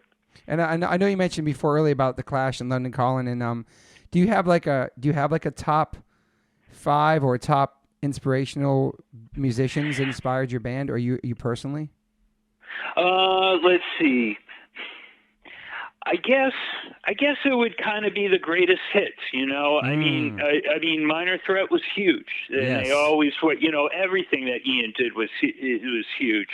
The Bad Brains, obviously, Black Flag, just because they were so early and so into it, and they used to also write. They used to answer all their mail, and so Chuck Dukowski would send us postcards and things like that. And that was, when you were 15 years old, that was huge. You couldn't believe it. You were like, Mick Jagger would never write Dad, or whatever. And here's Chuck, penning something. So, I'd have to give it some thought, but probably nothing that would surprise you. Kind of the main, the mainstays. Yeah. Did you like Embrace? Yes, very much so. Very much so. Great record. Yes, absolutely fantastic record. And then of course Fugazi, which I mean, in some ways, they. Just as far as longevity or whatever, they kept going longer than Minor Threat did. I mean, Minor Threat was seminal, but, Fugazi just, I mean, all the times we've seen them, just absolutely amazing. Yeah, and was Verbal Assault ever a straight edge band or no? Some of us did not drink for the most part, but we never really claimed it, Yeah, exactly. It wasn't a part of the band's identity, even though certain members wouldn't drink or whatever. I mean, I did just to, I don't want to turn this into the, part 2 of the podcast, but I ended up having kind of a bad drinking problem, and so I've been sober now for 18 years. So oh, wow. I guess Congratulations, I'm about as straight edge as they come, or whatever these days. Congrats. No, it's huge. I wouldn't be talking to you if I hadn't been able to get a handle on that. Wow. But it was more. We definitely made it more of a personal thing than as something that you'd identify the band with. Yeah, well, congrats on the sobriety. That's amazing. 18 years is a very long time, man. Yeah, it is. Yeah, I mean, and what's awesome about it now is that I've been a sober adult longer than a drunk adult and teenager. So, that feels really good too. It's almost like those years are now. That's not a small part of my life, but it's only a part now. And it feels like this. That I feel comfortable in my own skin about it, and again, just so grateful that that the disease has not been able to take me down yet. Because God knows we know plenty of people who have suffered with it. For sure. So my final thing is, I pretty much know the answer to this. Do you consider yourself optimistic or pessimistic? Basically an optimist. I, in the sense that it's funny. These years have kind of both the Bush #2 administration and this administration have made me conservative in a small C way, not conservative MAGA hat, but conservative like, oh yeah, look at that. The Department of Justice is important, and so is the EPA, and you need to, and you know, there are things in this country, in this world, that are worth fighting for, and standing up for, and that I am. You just don't. I guess the thing is, like, I'm not pessimistic because you just don't know. You just don't know. And again, when we talked about this with the last podcast, conversation that we had, we didn't know the Berlin Wall was coming down 2 weeks after we split Berlin. Exactly. You know, and then when Nelson Mandela walked out of prison. And not that South Africa's great, in great shape right now, but you had no idea that Mandela was going to turn out to be the statesman that he was. You just don't know. You just don't know, and that's why there's always reason to not give up. Yeah, so. And so you follow politics. Like a daily thing? Yeah. No, been especially, and I was, became very, ended up, I read the entire Mueller report, let's put it that way. Wow. So, it wasn't, that wasn't fun, Toby, but I'm it sure. was, Sure. but I did it, but I fucking did it. So I follow that stuff pretty closely, and, especially what's going on right now. But these are very, tumultuous times in this country. I am optimistic, but there are a lot of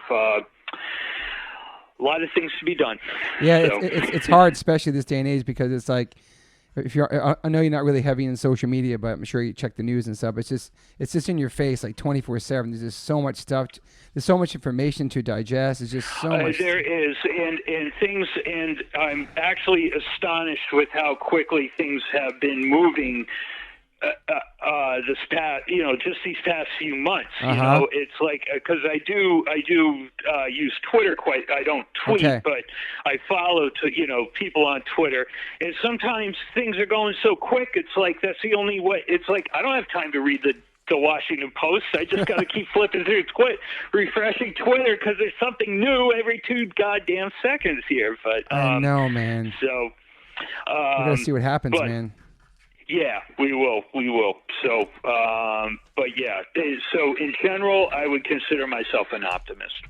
Well, awesome. Yeah, I pretty much knew the answer to that, because I've obviously I'm not surprised at that. You know what I mean? But yeah, no, I hear you. Well, I appreciate your time. This has been awesome. We covered so much, and I'm sure like maybe we do a part 2, maybe a year from now. Who knows what's going to happen? But we covered everything. Yeah, exactly. And I appreciate your time. No, that would be fantastic, Toby. Thank you so much for taking the time to do all this, and good luck with all future endeavors, my friend. Awesome, brother. I'll be in touch. We'll speak soon, man. Thank you so much, Chris. Okay, sounds good, Toby. Talk to you soon. Bye. All right, bye. Thanks for listening to Chris Jones. That was amazing. Up next, we have Pete Chramiec, the guitar player. Enjoy. You moved away. Yeah. And then I didn't see you. Maybe you came to like a DC show, but you had moved away. You were, you were a little kid still when you moved away, in my mind. Yeah. And then there's this day in New York City. This is probably like 1990-ish. And I'd come to visit Richie. I'd been living in DC for a while. And I remember the day pretty clearly. Me and Richie played chess at this weird little like cafe thing. And I actually fucking beat him. It was the only time I beat him. And he was like, he like made all these excuses, like, I beat you. Birkenhead, suck it. And he went off one way, and then I was walking back to his place, and I saw you across the street. Sounds like a Dag Nasty song. Yeah.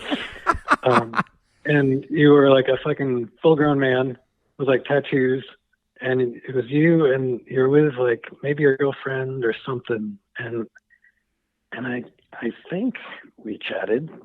We had to have had, like, yeah. Caught up real quick. Like, I'm pretty sure I definitely came over. And, Yeah. like, I think that's when you first told me about your band, and I was like, holy crap, Toby Morse is like, I'm fucking grown up now. It shocked me. 'Cause you went from like the most adorable little, I mean, you look like just the cutest little fucking skate punk in the world to the fucking grown up. It was shocking. Kind of messed me up. That's great. All right, so let me get this shit going. This is awesome. I think that's the last time we spoke, unless we talked really quick when you guys were in touch about doing Scared and that record. Oh yeah, that's right. The covers record. I think I definitely talked to like someone in your band. Yeah. I think we didn't actually. Anyways. Well, speaking of Scared, was that your idea to put the piano in there? I think it was. Yeah, I think it was. I just thought hardcore was ready for a piano. I don't know what I was thinking, but fucking glad I did it. Me too, man. It works so perfect, man. Yeah, it kind of fit with the song. Like, fuck it, take a chance, do something uncool. Yeah, and nobody was doing that back then, you know. It might be the first piano in hardcore. I don't know. I would say the first and last one probably. I don't know if somebody did it after that. I'm not even sure. Yeah, that was spontaneous. I was just like, oh, there's a fucking piano. Maybe we should try that. But yeah. So I mean, I was talking to Chris the other day, and I moved to Newport. I would say like 83. I was 13 because I went to middle school out there, Thompson Junior High School on Broadway. Yeah. And so were you born in Newport? Yeah, I was born there. And 1968. Well, and so how was growing up there with you? How was it like growing up there before I got there? I mean, growing up in that town. It's such a beautiful place. Yeah, it was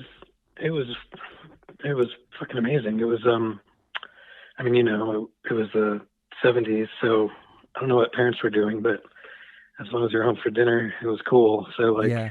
And I grew up in the Point, right across from Battery Park, and so I just had that whole crazy waterfront to explore. You know, at low tide, you could go all the way down to like almost all the way down to the Goat Island little causeway, and yeah. So I just had this crazy weird playground, and then if you skipped over past 3rd Street, you could get on like the train tracks to all the weird graveyards and stuff. Yeah. So I had just this bizarre fucking large radius of just free roaming weird stuff, and it was all, you know, Washington Street's almost all colonial old houses. Yeah.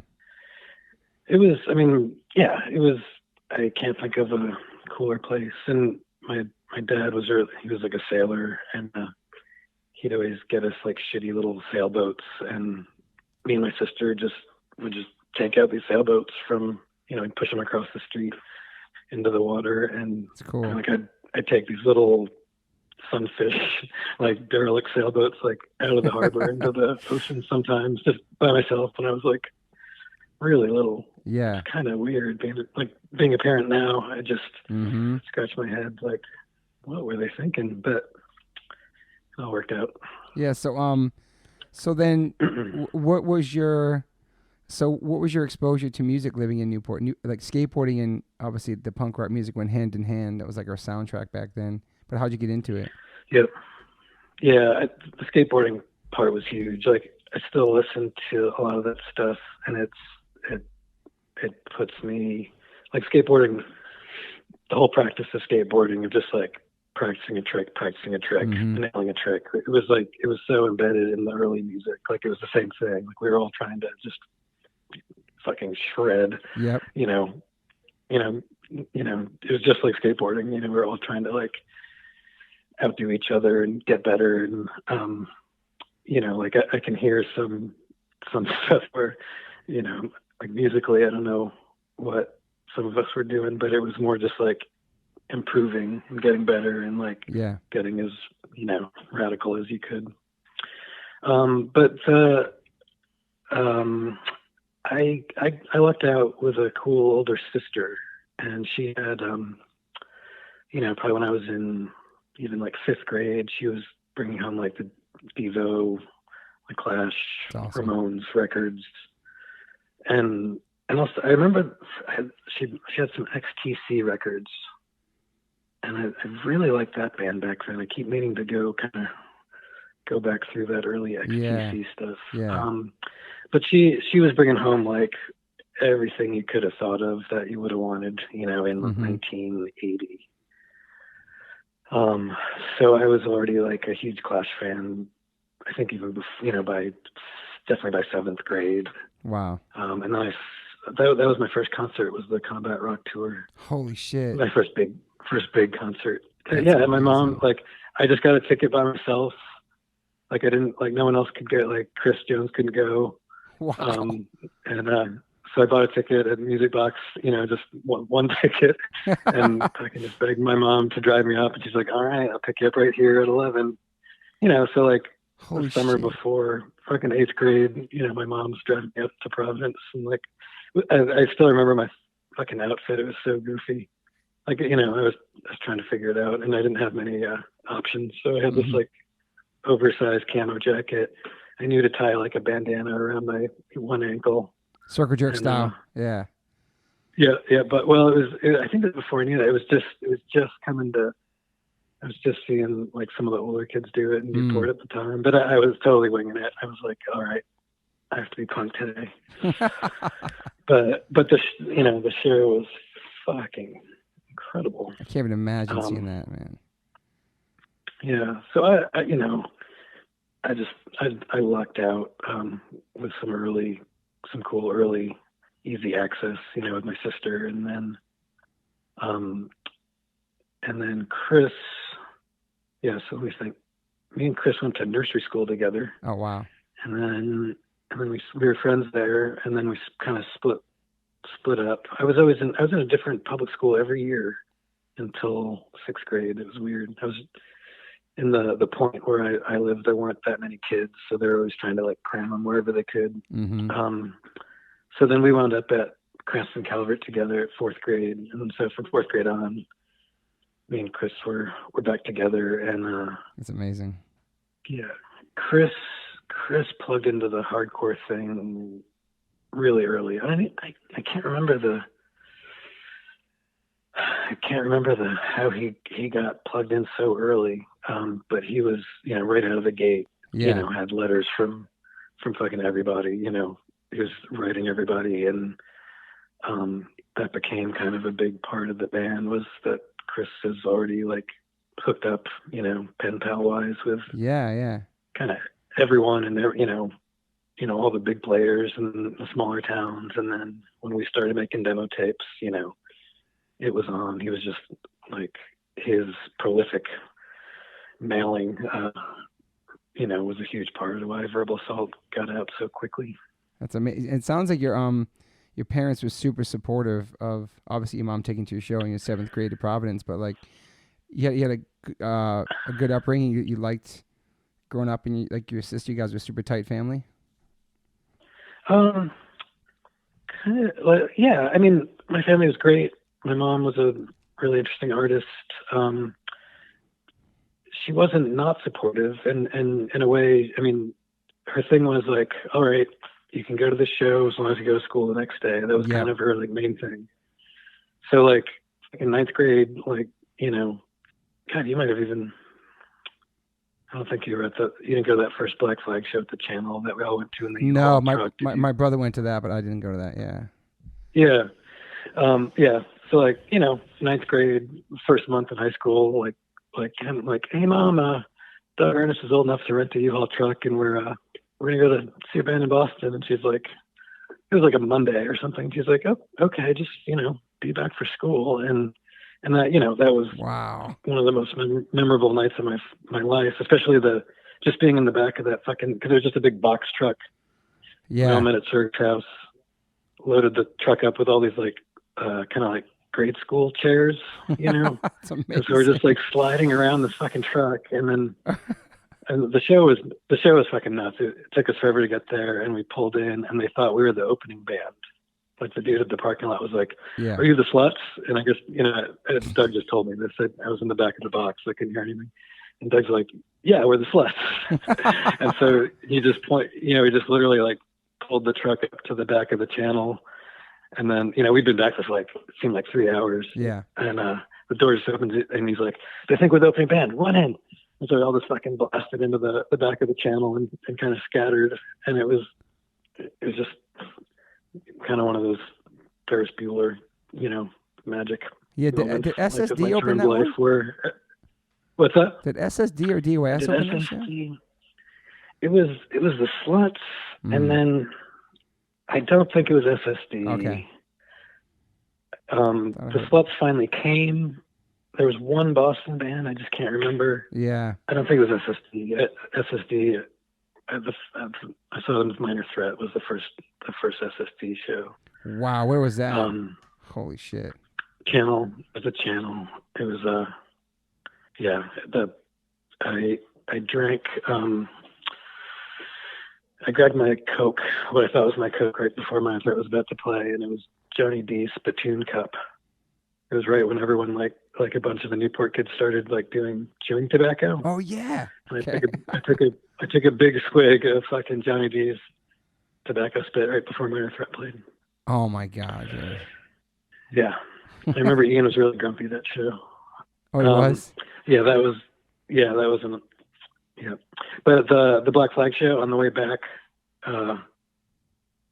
like everyone sort of fell asleep, even in the flighty chairs, and I can't sleep unless I'm in, like, you know, to this day I can't sleep unless everything is perfect. And so I'm just sitting there like bolt upright, you know, kind of imagining where we must be on the road. And I'd been back there for like 2 hours. Jesus. And I was the only one that seemed to be paying attention. I was just picturing like West Main Road. I was like, we must be near the Dunkin' Donuts by now. And finally the door opens, and Doug's like, "And we got to pee. There's good news and bad news." And he's like, and basically they've been driving north the whole time. Oh, shit. And then turned around. And so when he opened the door, we were back in Boston, and it was like 3:30 in the morning. I was just like, oh my fucking God. So I just remember like getting home at like 6 and getting pretty much right on the bus. And I remember just sitting at the Rogers cafeteria, you know, just like looking around and like, yeah, man. And I just remember looking around, like, you know, like there's like the jocks table and just all the different cliques. And I just remember thinking like, these fucking kids have no idea like what's out there, you know, like fucking. Anyways, yeah.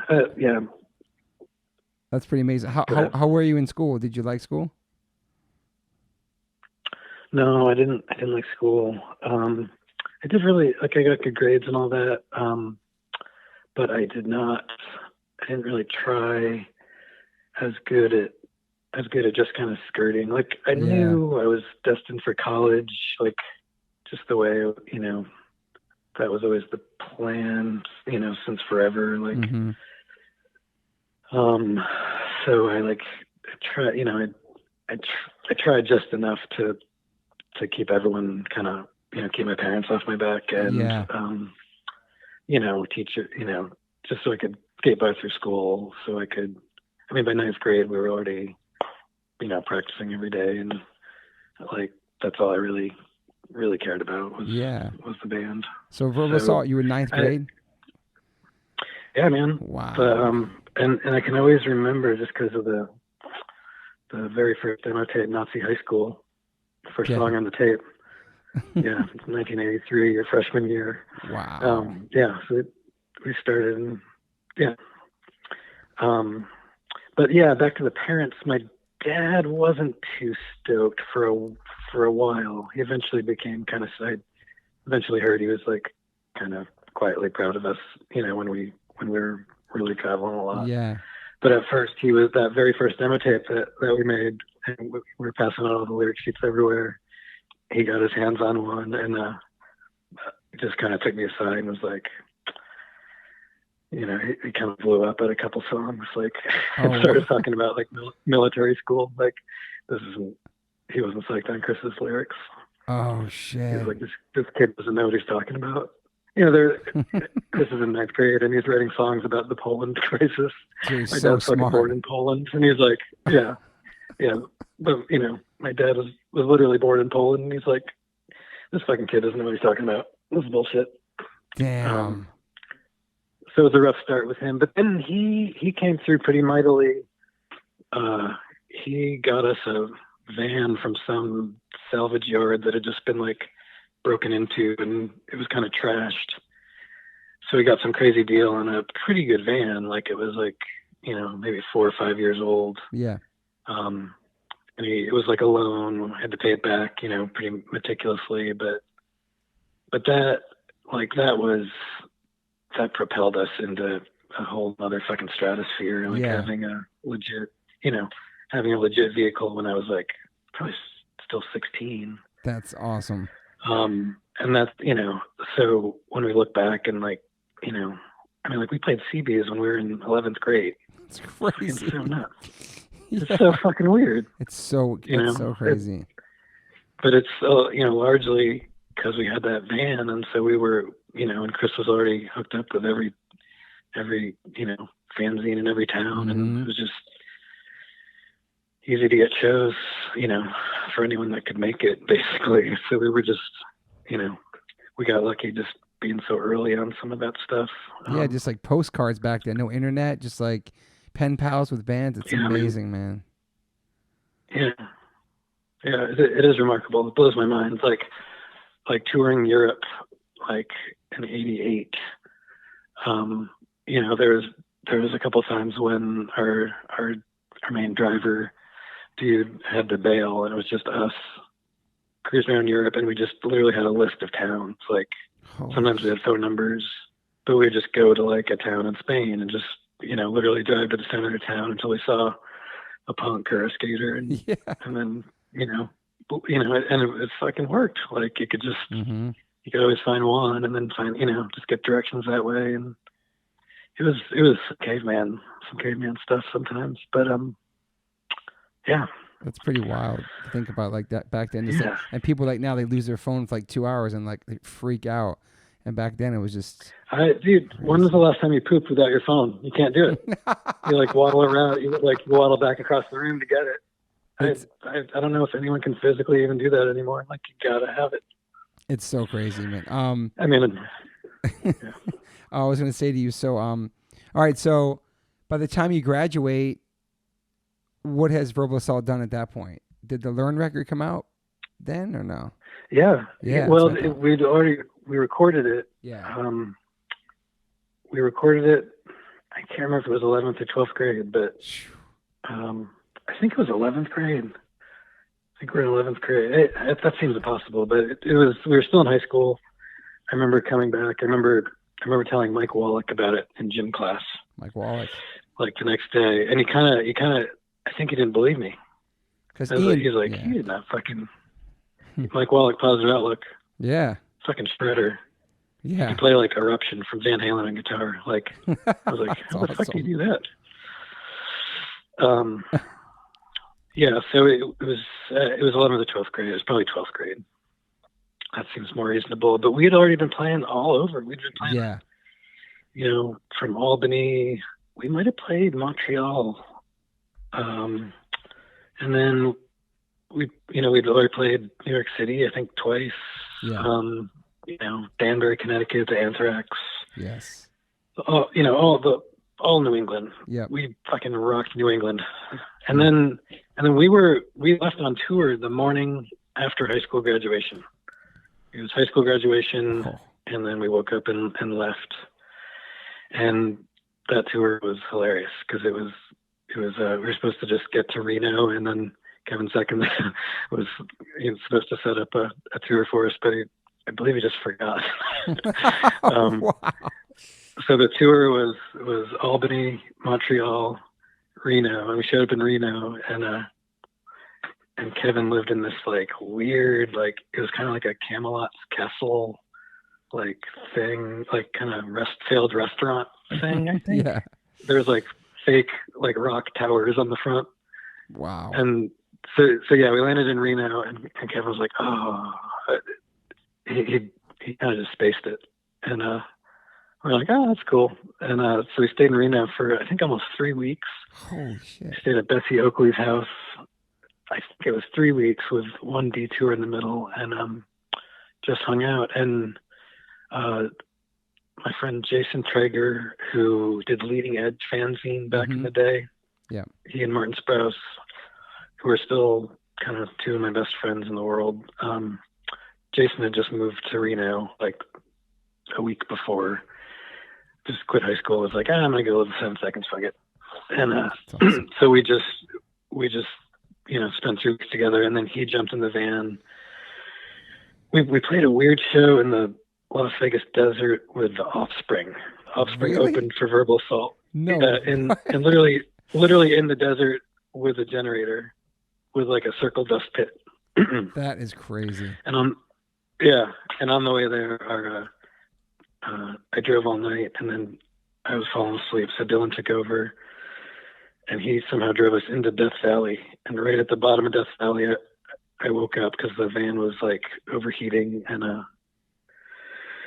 popped the hood and was staring at. I remember staring at the radiator pipe, and it was bulging. Like I had this huge, like a boil that was about to pop. Damn. I didn't know shit about cars, and I was just staring at it like a fucking idiot. And I just turned away, and it exploded right where my face was. Holy I almost like burnt my face off in Death Valley. And yeah. This is like 6 days out of high school. Man, yeah. It's so fucking nuts. And what did your parents think about you guys all just leaving to go on tour the next day? Like, I mean, you guys are obviously, you're graduates now, so you can do whatever you want, I guess. 17, 18 years old. Yeah. Yeah. Yeah, we were so geared up by that. Like, we were like, we obviously like, we're like, all right, we're done with school on Friday. Let's leave on Saturday. And yeah, it was nuts. When we first went to Europe, I think I just turned 18, but I still looked ridiculously young. Yeah. And like we were, and at the time there wasn't really like much of a young European punk scene. It was, it was mostly old timers. Yeah. And so that like I just after every show, like these weird big old Germans or Austrians or whatever would be like, just like, how old are you? And like, you look like a little child, And we're all like energetic, jumping around, fucking, telling people there's a better way to do things, and it's pretty funny. Like I can imagine for them, if you're like a 30-year-old really crusty punk, yeah, to have like an 18-year-old kid from Newport, like just fucking jumping all over the stage, playing river dance on the fretboard. It was, going nuts. What inspires you to start playing guitar, and how old were you started playing guitar? I sold my trumpet, nice. And no, I didn't get a guitar. I bought my first skateboard when I sold my trumpet. I kind of pulled one over on my mom. But then I think the summer before 9th grade, there was a talk of starting bands. Mm-hmm. Chris was talking about it, and I remember it was kind of like in like junior high. It was kind of like Chris was probably my best friend, and then there was kind of the other like some other cliques that were kind of more popular, and I was kind of like in between, kind of like the D&D nerds. Like Chris was the dungeon master, mm-hmm. and then like I think I was like partially trying to be like popular and kind of failing,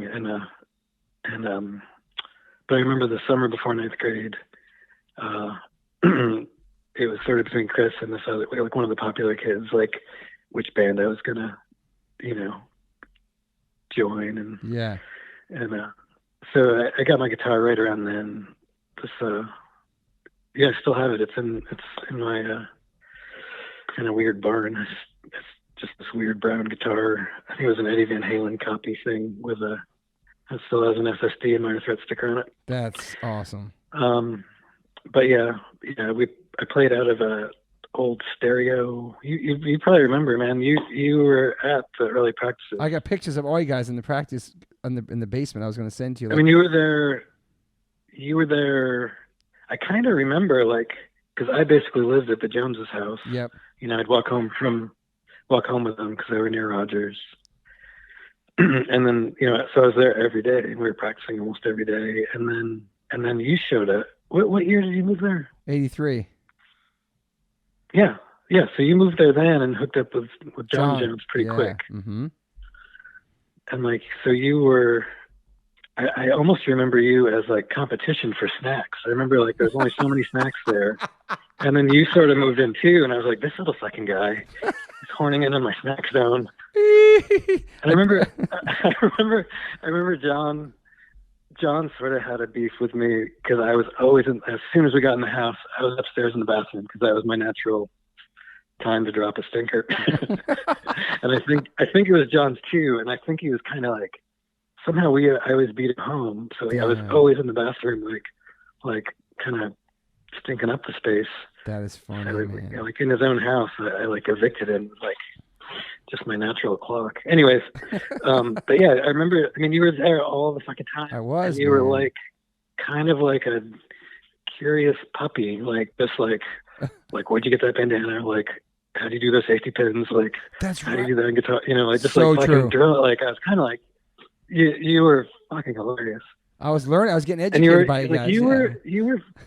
You were a chatty little fuck back then, and like so curious. Like it was almost irritating, but you were so adorable. It was kind of like, it was like having a mascot. It was like this, like, and he looked like a kid Disney would have put into a movie about like a kid moving to a town and falling in with like skateboarders at the beginning of the hardcore scene. Like, you look like you could be cast as that. Maybe not today, but back then I was like, I could see that. I got pictures of like, I'm gonna send you later. I got pictures of, like Chris shaving your head in the basement, like you guys do haircuts down there and stuff. Oh, like, wow. I got great pictures I of you have doing so few pictures from. You do? Yeah. I got great skate photos of you doing frontside airs and bonelesses. I'm gonna send you a bunch of shit. Really cool photos. Oh, I need those. And then me and you, I have it in my hand right now. 1983, we're both in Thrasher magazine. I got second place in a freestyle contest, and you placed in another contest, and it was at Narragansett. You remember that? Oh shit! I have the Thrasher in my hand right now, and me and you were together standing on. Let me see what place you came in. I'm reading it right now. Me and you were standing on top of the deck together. It's a whole bunch of us.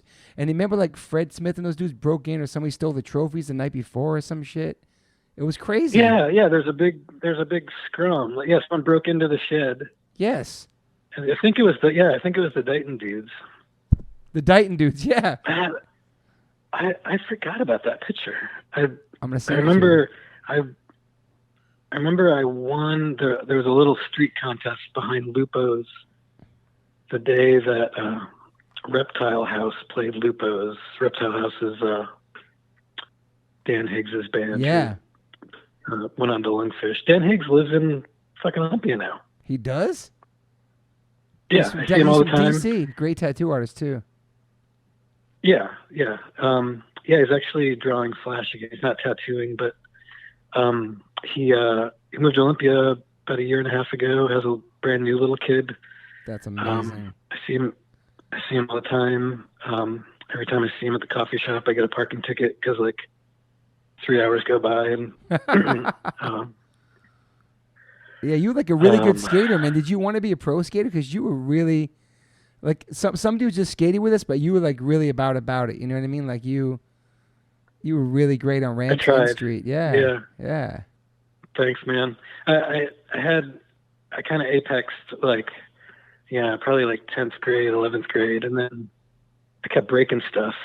When the ramps got bigger, I broke a lot of bones, and it kept fucking up my wrists and hands, and we were already touring so much. Yeah. I kind of made myself stop skating ramps, and then I appreciate that, but I wasn't really that good. I mean, I was pretty good. You're pretty good, but streetwise, yeah, yeah. I but like, you know, I wasn't like Doug Sabetti good. All right, Doug Sabetti. And I definitely wasn't Fred Abong. Fred Abong. Me and Fred we were close. Fred's just good at everything now. Yeah. He was like, he was just here like 2 weeks ago. I know. I saw him. I ran into him on tour with the band he's with. I ran into him at this Cure Deftones show like a month ago. It was amazing. Just randomly, I knew he was going to be there. Oh, nice. Yeah. Yeah. What was I going to say? Skateboarding. I do have a skateboard memory that might might blow your mind. Let's hear it. And that was, I was like probably like 84. I felt like ollie wise, I was sort of like, I kind of had the best ollie in Rhode Island for at least a couple months. Nice. And so I was like pretty aware of everyone else's ollie skills. You know, like in the back of my head, I was like Dickie was good, Sabet was good, but he was all kind of like with his funny bow legs. And for a couple months, I was just like, my street ollies were fucking really good. Yeah. I remember being on the bus going to Rogers. It was kind of winter. It was like November-ish. It was cold. And I remember we're going on Thames Street, and I look out the window, and you're skating right alongside the bus. And, you know, so it's Thames Street. And so, you know, there's a curb every minute. Yeah. Because the blocks are so small. And it was, I remember, I can't remember the name of the street, but I could point it out right now.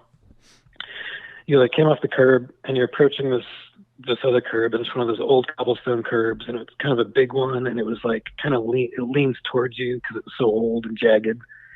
And I was like, you were like blasting, you were going really fucking fast, and I was like, there's no fucking way he's gonna ollie that curb. He isn't like, I knew your ollie like height, you know. and you popped like one of the highest ollies that had been done in Newport, and fucking stuck it and just kept going. And I was like, what the fuck? And then I noticed, like, after you landed, you kind of were wiggling your foot really weird. And then I looked, and you had tied fucking bike tubes around the skateboard for fucking foot handles. Oh, that's right. Foot straps. Holy shit. You're so right. And I was like, motherfucker, for like 10 seconds, I thought you like fucking totally eclipsed all skaters in Rhode Island with the sickest ollie ever. I remember the rubber straps. Oh my God, man. And then I fucking, yeah.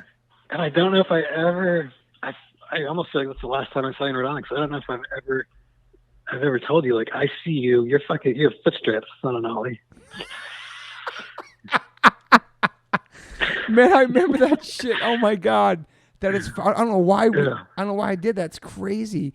Do you remember you remember skateboarding getting banned during the America's Cup races because that lady had her ankle broken, and we all protested and went to City Hall to try to get the law changed, and it worked? Yeah, skateboarding's not a crime. Yeah.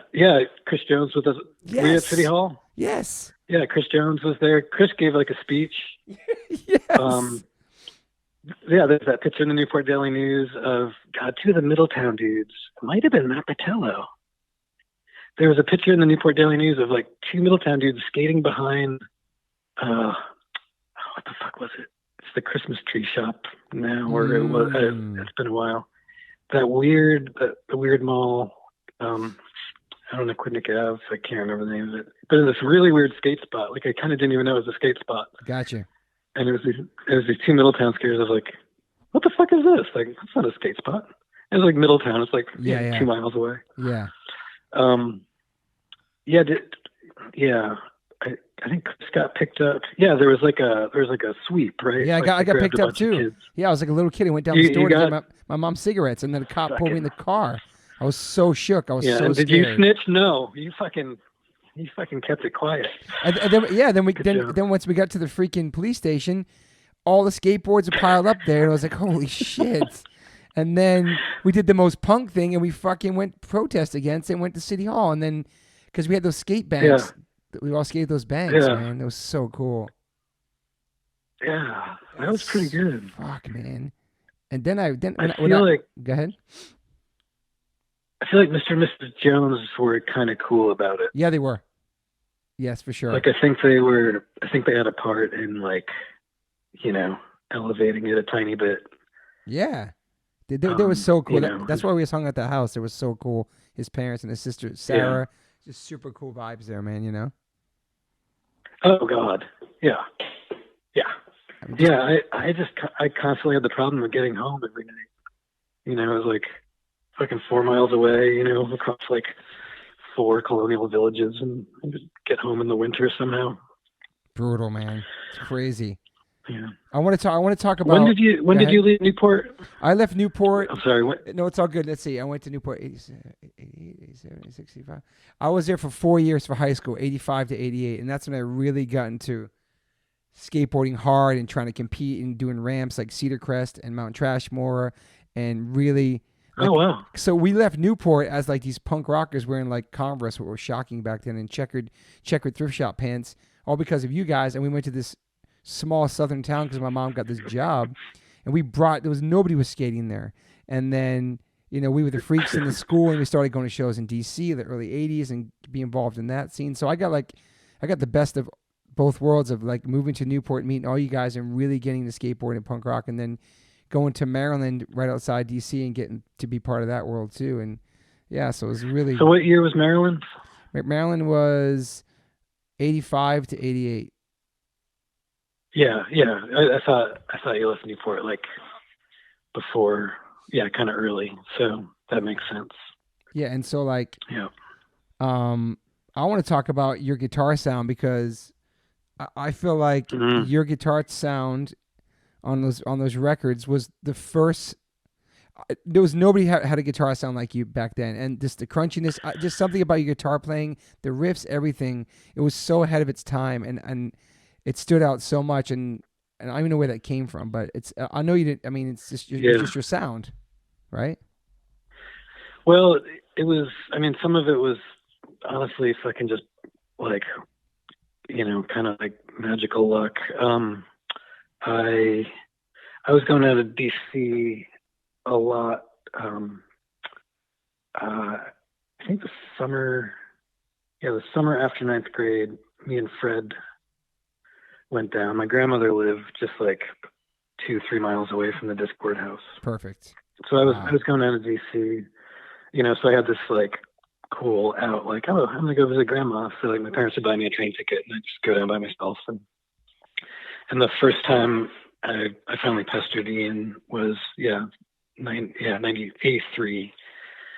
And me and Fred skated over there and you know, got the tour and just hung out, drank iced tea. It was like, you know, how fucking cool is that? It's amazing. And so I got to know all the DC folks really early, and then we recorded Learn with Ian. Yep. I think it was 11th grade, so 1985, I think. Was that a surreal moment? Because I'm sure you're a Minor Threat fan. Was that surreal working with him at that young age? And say that again. Was that a surreal moment working with Ian? Because I'm sure you're a Minor Threat fan, and then you're in the studio with him. Was that? Yeah, dude. It was hard to, you know. I think we were all kind of like, I don't know, intimidated is not the right word, but just you know, we're still really young kids, and Ian's a pretty forceful personality, and he's recording like our fucking precious babies, you know. Yeah. And like, you know, to this day, I was like, I kept trying to get him to get the guitars louder. Chris wanted the guitars louder. He wouldn't. He was like, he was pretty stubborn, and you know, we weren't going to argue. Exactly. So I think that's why with Trial, you know, I was like, I'm not getting exactly what I want, and I was like, you know, it's probably the most like maniacal I've ever been. You know, I kind of just sat at the board, like I wouldn't give up the spot in front of the board, and Chris was with me. You know, he was like, we both wanted, like, you know, Trial. You know, we didn't really know how to record shit, and it was just the product of like me knowing exactly how I wanted to sound. Yeah, I think I was a bit of a, like, maybe I was a bit of a dick, and I had more energy, so I kind of outlasted Dylan on the mixing and got what I wanted. To this day, it mostly sounds good, but I've come to realize, like, I didn't have to do that all the time. You know, like Dylan has so many magical parts on that record that, you know, I could have backed the guitar off and let the bass kind of shine a little more. But that record sounds really good. It sounds really good still, and it stood the test of time. And just the guitar, like there was first and foremost, there was no pianos on hardcore songs, and there wasn't the guitar sound like that I can remember. Oh yeah, you know what I mean. We were talking about the guitar sound. Yeah. Oh, so I was taking that detour to DC because one summer, I think it was probably '85. I was down there. Can't remember why. I think there was some show I had to see or something. Or maybe we'd played nearby, or maybe we just played there. I can't remember. It was actually, let me think. It was the summer of '86 is when it was. Yeah. So right after, probably after. Yeah, it doesn't add up. It was after. It was before trial. Okay. It was probably about 6 months before trial. Gotcha. I was down there and I was hanging out at the Dag Nasty house, and and Brian showed up. I can't remember if he lived there or they just practiced there. It was mainly Roger and Colin. No, he lived there. Anyways, Brian showed up, and I, like, you know, obviously a fucking huge influence on me. Yes. And we're chatting guitar stuff, and he showed me the rack mount chorus that I think he used on Can I Say? Mm-hmm. And he's like, yeah, I'm trying to get rid of this. You want to buy it? And I was kind of like, do I want to buy the main ingredient in fucking the Can I Say guitar sound? And I was like, yeah, I think maybe I will. And I felt like Bilbo Baggins, like stealing the ring out of Gollum's cave. I was like, fucking ran out of DC with it. And so cool. Like, if there was ever a movie of my life, it would be the moment when I brought it back to the, the practice space we had up on Bellevue. Tom Gorman had just gotten his Mesa Boogie amp, and they shared the space. Maybe he was playing bass. No, I can't remember. What the fuck. Yeah. Tom Gorman was there with a brand new Mesa Boogie. I had my Marshall half stack, and I looked at the back of the stereo chorus, and there's two outputs. And I was like, there's two outputs. And so I plugged it into mine, and it sounded cool. And then I was like, plug it into the Mesa Boogie too. And he did. And we're kind of like huddled in front of the amps, and he plugged it in, and I started playing Running. I remember it. Wow. Like it was 5 minutes ago. I played the riff to Running, and I remember, like, I was sort of stunned because like it was in stereo, and like it just immediately sounded fucking colossal. Yeah. And I remember I looked at Tom, and I remember Tom's face. He was his jaw was open too, like, holy shit, that sounds good. But then I saw his eyes kind of go like, you motherfucker, this is gonna be your sound. Like he was, I could see that he was a little bit like, oh fuck, you're gonna claim this as yours. Yeah. I might be imagining that, but I felt it. It was real, because it sounded fucking incredible. You know, it was, and it was pretty much, that was the sound from then on. I was I kind of just like the Ring in The Hobbit. It was kind of a curse too, because I couldn't turn the thing off. So yeah. For every Verbal Assault song until the very last song we did, it was on. So I took some crap for being too chorusy by some of the guitar nerds, but I just felt like that was the sound. Don't fuck with it. Yeah, because it's definitely like, it on. Yeah, because it wasn't like that on the Learn record, like you said. No, the Learn, I had this fucking hilarious, like, kind of miniature Marshall stack that I think they only sold it for like 1 year. It was like it was a mini stack with like two cabinets even, but they were all like 10-inch speakers. So it was literally like a small Marshall stack, and they're like kind of cheap and they're solid state. But I was like, well, fuck, if I can get a Marshall stack for the same price as a half stack. And it like, as soon as Ian saw it, he was kind of like, never seen one of these before. And it kind of sounded a little funky and not quite right. And I remember the day the metalhead from Attleboro came down to Newport to buy it off me. I was fucking thrilled. I was like, I dodged a bullet. I'm not stuck with the mini stack. Yeah. I mean, the trial record. Go ahead. What are you gonna say? Oh, I was just gonna say, like people bug me about that guitar sound a lot, and it's literally that Brian Baker's chorus and plus a Marshall stack and a Mesa boogie. And I also got a delay eventually that I think I left on, really, like you couldn't even hear it. There's just a hint of a delay. Yeah. But I think I turned that off eventually. I can't remember. But no distortion pedals, just the amps and the chorus. What did Brian Baker ever say anything about the guitar sound once you heard the record or anything, or no? No, I think I was kind of like Brian Baker's Toby Morse. Like I was like, pesky little curious kids. Like, how do you do this? How do you do that? Oh, I'll buy that. Give me that. Like, yeah. He was just older, and like. Here you go, kid. Right? Pete, you there? I just lost you for. But he's never been one of those like. What's that? I just lost you for a second. Go ahead. Oh, I was just gonna say, Brian's always been kind of aloof, older guy. I saw him today. The same way, probably. I don't know. It's been 30 years since I saw that guy. Wow. But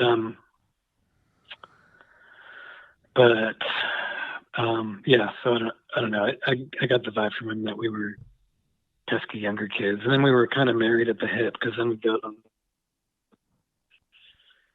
when little. Yeah. Are you there, Pete? This phone's cutting out. I remember playing. Oh, I'm cutting out? Yeah. Huh. Let me see it. Give me a sec. Let me see if my Wi-Fi phone thing is on. I don't know. My connection's pretty good. How about yours? Yeah, now it sounds really good. Yeah, it sounds good now. Okay. But that the Verbal Assault record, I feel like, and I told Chris about it too. I mean, first and foremost, I feel like that Verbal Assault, me personally, is one of the most underrated bands, and I feel like the record, the lyrics, the guitar sound, everything about that record was way ahead of its time, and it's one of my top records of all. I don't care what genre; it's just in there with Embrace, as far as like a perfect record lyrically. And when I listen to it, it brings me back, and just like you said, being there before, watching you guys practice and become this band, and then I was just so proud when the record came out. Everything about it was perfect, and that tour was incredible. You guys did. At least as a fan and a friend's perspective. Yeah, I feel the same way, and I don't. The strange part is I don't like when I think of it. I don't like. I feel more like a fan than like I'm just like. I mean, I'm very proud of that band, and I've like Chris's lyrics. I feel like the trial lyrics and on. I mean, I don't know. Actually, this is my main feeling about Verbal Assault. How the fuck did we do that at that age? Mm-hmm. With the resources we had, and like, where the fuck did Chris come up with this? I mean, those lyrics, they're not dated. They're like, they actually make almost more sense to me now. Mm-hmm. Like when we were doing them, I felt like Chris was kind of like projecting outwards about like future stuff. And now that I'm an older dude, I'm like, I mean, the sentiment is, it's a lot of those lyrics. I'm almost. He's cut out. Yo, Pete, lost you. Yo, Pete, I just totally lost you. Are you back now? Okay, here you are. Okay. Damn it. I know. You started talking about the lyrics. Supposedly I'm on Wi-Fi calling. About the lyrics. What are you saying about the lyrics you were saying? The lyrics were, I just don't know how he came up with that stuff at such a young age. So mature and adult. It's crazy. Yeah, bizarrely so. Like, the song "Heal" always comes to me. That's just always in my brain. Like, I feel like I need to know more now. Like, and honestly, like, not to toot on the horn, but musically, like. Hey Pete, I can't hear you anymore. It's weird. Let me hang up for a minute and call you back. Yeah, I'll pause. I'm gonna pause it. Okay. Yeah. So Pete, you were talking about the Heel record. I mean the Heel lyrics. Yeah. Chris's lyrics. I don't know, just in general. You know, how did he do it? Like, how did he come up with that when he was 18? You know, and I could have appreciated him more back then. You know, I was like, I was kind of like, you know, that summer in high school when I was like, you know, am I going to go with Chris, or am I going to go with this other popular kid of the band? Well, you know, when all like the Youth of Today stuff was starting. Yep. I had another one of those moments with that. I was like there's a couple, like the few Verbal Assault lyrics I wrote were kind of like, I was trying to like keep things in the, you know, I was trying to point the band more towards like, youth crew style, you know, like backstab and stuff. A little bit. I had a spell where I was like, you know, trying to keep the band on that course. Yeah. And it just wasn't the band's course. And you know, so that song, More Than Music. Yep. I think that was the one lyric I wrote in you know, the older Verbal Assault stuff. And it was, you know, there's like a mosh part and we didn't even, you know, it got cut from trial. We were like, it's just not a very good song. And I think that was kind of the end of, you know, me trying to I don't know, kind of join the new direction of things. Yeah. Because backstab lyrics is very like Youth of Today, Youth Crew style, and then the lyrics on Trial are way different. They're so different, man. Yeah. Yeah. And so like, Personal and to me, there was like, yeah, Personal Edge was the other song I wrote, you know, totally like, you know, kind of like, no, you guys, let's go this way with the band. And, you know, it just literally was not in the cards for Verbal Assault to go that way. Were you a straight edge kid too then, or no? Yeah, I was. I didn't, you know, even on that first demo tape, Personal Edge. Yeah, you know, yeah. You know, I was like, yeah, I do it, but I don't give a shit what you do, you know. Yeah. You know, so that was, you know, 9th, 10th grade. You know, I was already like, this isn't a big enough deal for me to, you know, to not check in with other people. Like, that's not the deal breaker for me. Yeah. You know, one thing I remember you did, sorry, Carp, one thing you did that I'll never forget, I don't know where I was with you, a store somewhere. I remember you telling me you were looking at, I had something in my hand to eat or something, and this is before I went vegan or vegetarian, and you were telling me that if something has 5 or less ingredients, that's okay. But anything more than 5 ingredients, you know, stay away from you. I'll never forget you telling me that. I don't know where the fuck that was, but it really stuck with me because you were like on some sunflower seed shit. You were on some like real, like, I don't know. You're like, I don't know if you were vegan back then, but you like schooled me on that, and it stuck with me my whole life, man. Like all the stuff, the ingredients in it. It was pretty amazing. Huh. I might have been fucking with you, but no, man, you weren't. I don't think it's you actually were. good advice. Yeah. Yeah. That's weird. That's kind of my wife's thing now. Like she's in like the organic certification world. That's awesome. She like certifies organic farms and stuff, and like that's her like holy grail is like too many ingredients in food and like processed foods. She's like, that's awesome. That's really strange. You said that to me. Yeah. I was on the vegetarian thing really early, and it was because of Mackay. Yeah.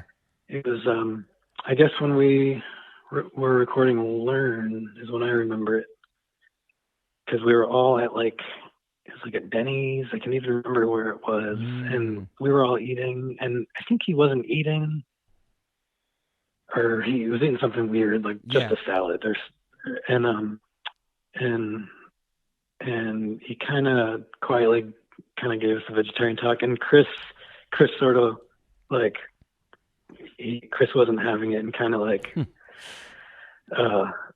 he's like, no, that doesn't make sense. And Ian was like, yeah, it all makes sense. And, You sound like, they kind of had a little thing. I remember Ian bringing it up later, years later when I lived there. And I was like fucking listening hard. I was like, yeah. Oh my God, there's a new thing to be. And so, yeah, I don't know. That was kind of the deal breaker for me. It was just like, all right, fucking Ian's right about everything. I guess I'll do this. Totally. I remember going to the fucking, I can't remember the name of it. I remember having my last chicken wonton at that Chinese restaurant right off Broadway. Wow. I was like, this is it. I went by myself. I was like, this is going to be my life. It was my favorite thing in the world. Yeah. Yeah, so that was early. I don't know if you want to get into the whole story, but it'll break your heart because I'm not vegan now, sadly. But how many years did you go for? My kid. I was vegan for 10 years, like 86 to 95-ish. And then if you knew me at that time, you would have thought I was like a sickly hypochondriac. Turns out that I kind of was. I found out later.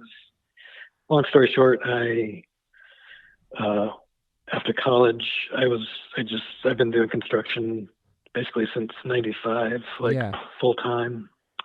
And after about the second year of just like doing carpentry full time in like the cold, wet, miserable winters here, I just felt fucking dead. Like every day I'd come home and just like curl up in a ball, and all my joints were like miserable and no energy. And it's a terrible story for vegans. I hate telling this to vegans because I feel like I just drove over their pet. But I got tested for all this stuff, and I'm like highly allergic to wheat, soy, and basically everything you need to be vegan. Yeah.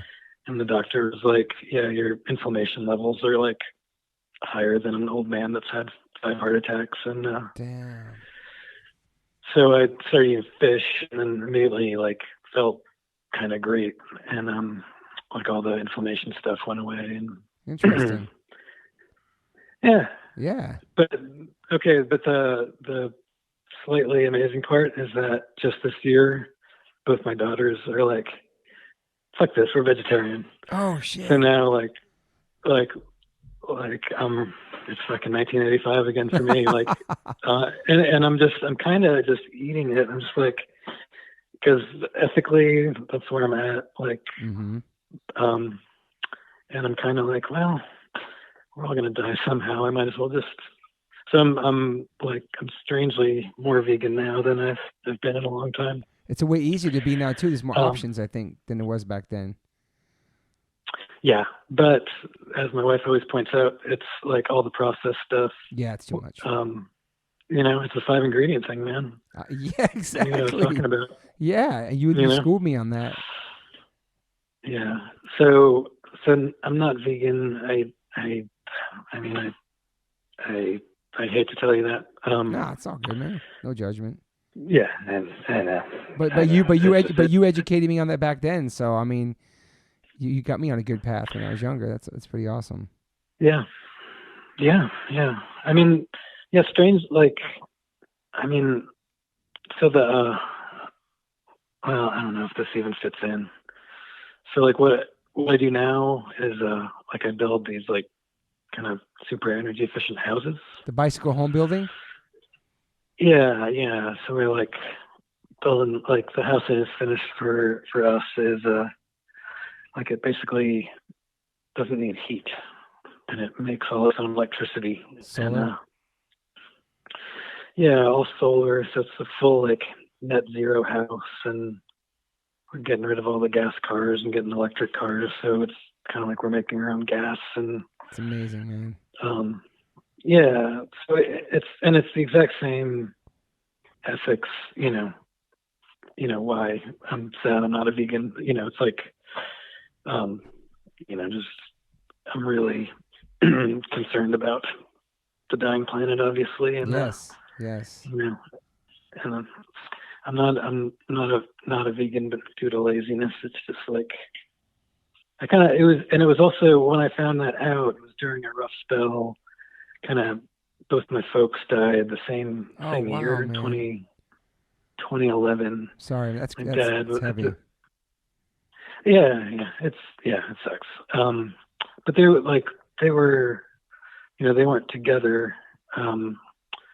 But they sort of seemed like the same person at the end. They were both having memory issues and, kind of all those like dementia related things. Yeah. Inflammation's a huge part. So when the doctor was like, your inflammation levels are fucking crazy. Like, I'm looking at like my old parents that aren't doing great. And, then I'm looking at my young kids and I'm like, oh, I don't want to be like this for them. And yeah. So it was, it wasn't a light decision, but, just something I had to do. Yeah. How old are your daughters? 16 and 10. Awesome. Yeah. They're fucking funny. Yeah. My son's 16 too. Like he's been raised vegetarian his whole life, never had meat, and he's like super like about it. You know what I mean? Like we go to pig vigils every week and feed the pigs at the slaughterhouses, and he's getting kids to come from the school, and he's super compassionate about it, and it's just awesome. Nice. Yeah, there's a lot of kids who are like that now these days. A lot of these kids are so focused on the planet now too, and it's interesting to see. So is he like? It sounds like you got him tricked pretty good. Is he rebelling in any direction, or is he just like kind of on board? Well, the only way he rebelled is that he found like death metal music that he never played from before. He loves like death metal and mumble rap, like the stuff that I don't like. So he grew up on hardcore and punk and hip hop. Like he knows the roots of all this stuff. But then, on a festival we played with Slayer like 2 years ago, he went and checked out Slayer for the first time. He's like, oh, this is pretty cool. But then he went to this side stage and this band Fit for an Autopsy was playing. And he's like, oh my God, this is my shit. And so like through Christ. that, he likes Obituary and Death. His favorite band in the whole world, Slipknot. I took him to go see them like a couple months ago. Oh God! And he loves Slipknot. And he loves mumble rap and like this crazy. No. Yeah, and I took him to see Travis Scott, and there was a mosh pit, and people were diving. And I look at my son. I've said this a million times in the podcast. I keep saying it. We saw Travis Scott, this huge rapper, at the Forum, 20,000 people. And I'm watching from the top, and there's like all these pits breaking out, and people are diving. I was like, why is there a mosh pit? He's like, why is there a mosh pit at your show? I'm like, all right, cool, fair, that's fair. So it's like this whole cross generation of hip hop and punk rock and skateboarders, all the genres kind of meshed together, and so he's educating me on all this shit I would never listen to. Like I went and saw Slipknot, and they were super tight. Like, and the guys are super nice. They know about punk rock and hardcore. They have roots in that world too, and he's like schooling me on the shit that I would never listen to. So that's, in a sense, that's the way he's rebelling against me, I guess, with that. But that's survivable. You'll be okay. Yeah, and like I'm vegan. My wife and my son, they're vegetarians, and so like, yeah, we do our thing. And but it's interesting because he grew up around all these crazy New York uncles, and the Vinny Stigmas and the John Josephs, and all these people were part of his life, and like. That's amazing. It's crazy. Like, and he, and now, I don't know. It's just, I came home like 2 weeks ago, and he's like in the kitchen listening to Madball. I'm like, what are you doing? He's like, oh, I like this song. I'm like, dude, you know these guys. You grew up with them. You could give a shit about them when you were a kid. He was, but he's like, I like it now. I bought it. I got off of iTunes. I'm like, cool, respect you. So now he's like listening to the music of his uncles they didn't care about a long time ago. It's really interesting, man. It's very It's cool though, but all right, so back to Verbal Assault. So, wait, Trial, amazing record comes out. You guys do an amazing tour on that. I remember seeing a couple shows on that tour. And so we toured for a long time. You did. Were you like not working? Were you like not doing college at that time? Were you not doing any jobs in between? No, me and Chris didn't do any college for 2 years, and then we did. I think we both did a full year, and then we skipped the next fall, and that was the first time we went to Europe. Okay, got you. And then we did like a half year, and and then the next year we went back to Europe again. So we did one solid year of college, and then we kind of like would go for a semester in between big tours. Got you. And probably should have just not gone to college, but it was just already had its momentum, and I was going to school in DC, so I was pretty psyched. Yeah. But I remember some of those shows were like, I mean, there was so many great shows, and I remember being able to see you guys in DC area, and I think even once I moved to New York in '88, I seen you guys out there for sure. Yeah. But like, so after the trial record, and you toured on that, was it straight into the studio for the next record? No, I remember that took a while. Yeah.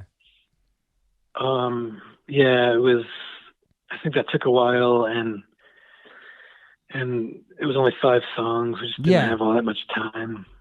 But I think, I don't know, putting out 5 pretty good songs was fine, you know. Yeah, they're great. Yeah. Yeah, I love that one. What was I going to say about that one? Well, Chris was saying you guys are heavily influenced by the Quickness record at that point. Well, he was. Like the half times, and he was saying I think maybe I Against I. No, I Against I. Against I. Quickness. Yeah, Quickness. I think we all didn't really like. Okay, it was I Against I. Yeah, I Against I was like the biggest thing that happened to that van. Like it was we just listened to it all the fucking time. We kind of chased on tour. We knew where the Bad Brains were at any certain night, and we made a bunch of their shows. That's awesome. I remember this one in New Orleans. We played in like Hattiesburg, and then I can just packed up. It was like probably the only show. We didn't stay and talk to everyone after the show. We just threw shit in the van, drove back, and missed the exit. And we had to get shot all the way out past that swamp on that long causeway and turn around and come back. And literally walked in right during a fucking HR backflip, and it was like, damn, another fucking magical moment. Bad Brains was it was like my Grateful Dead. I would do anything to see him anywhere. And Dr. No was gonna produce Trial. I think Chris mentioned that actually. Yes. Yeah, that was in the works, and then they had to.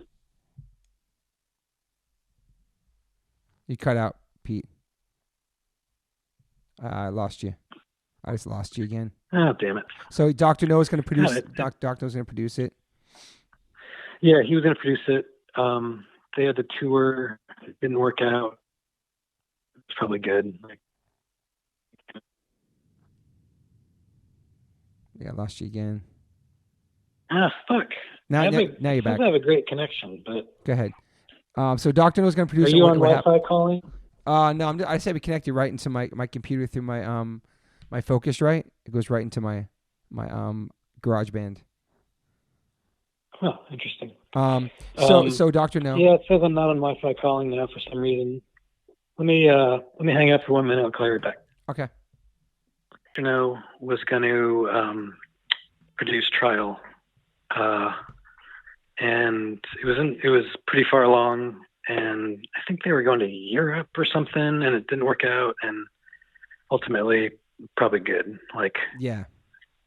Sounds good. Yeah, it sounds great. Yeah. But Chris, I think it needed it. Chris was saying how he realized that you didn't have to play super fast to be powerful, and it was interesting how you could have half times in those breakdowns and those slower songs and still get the message and still get the energy. You know what I mean? That was something interesting to him. Yeah, but by Trial, I was sort of sick of I was kind of sick of fast music.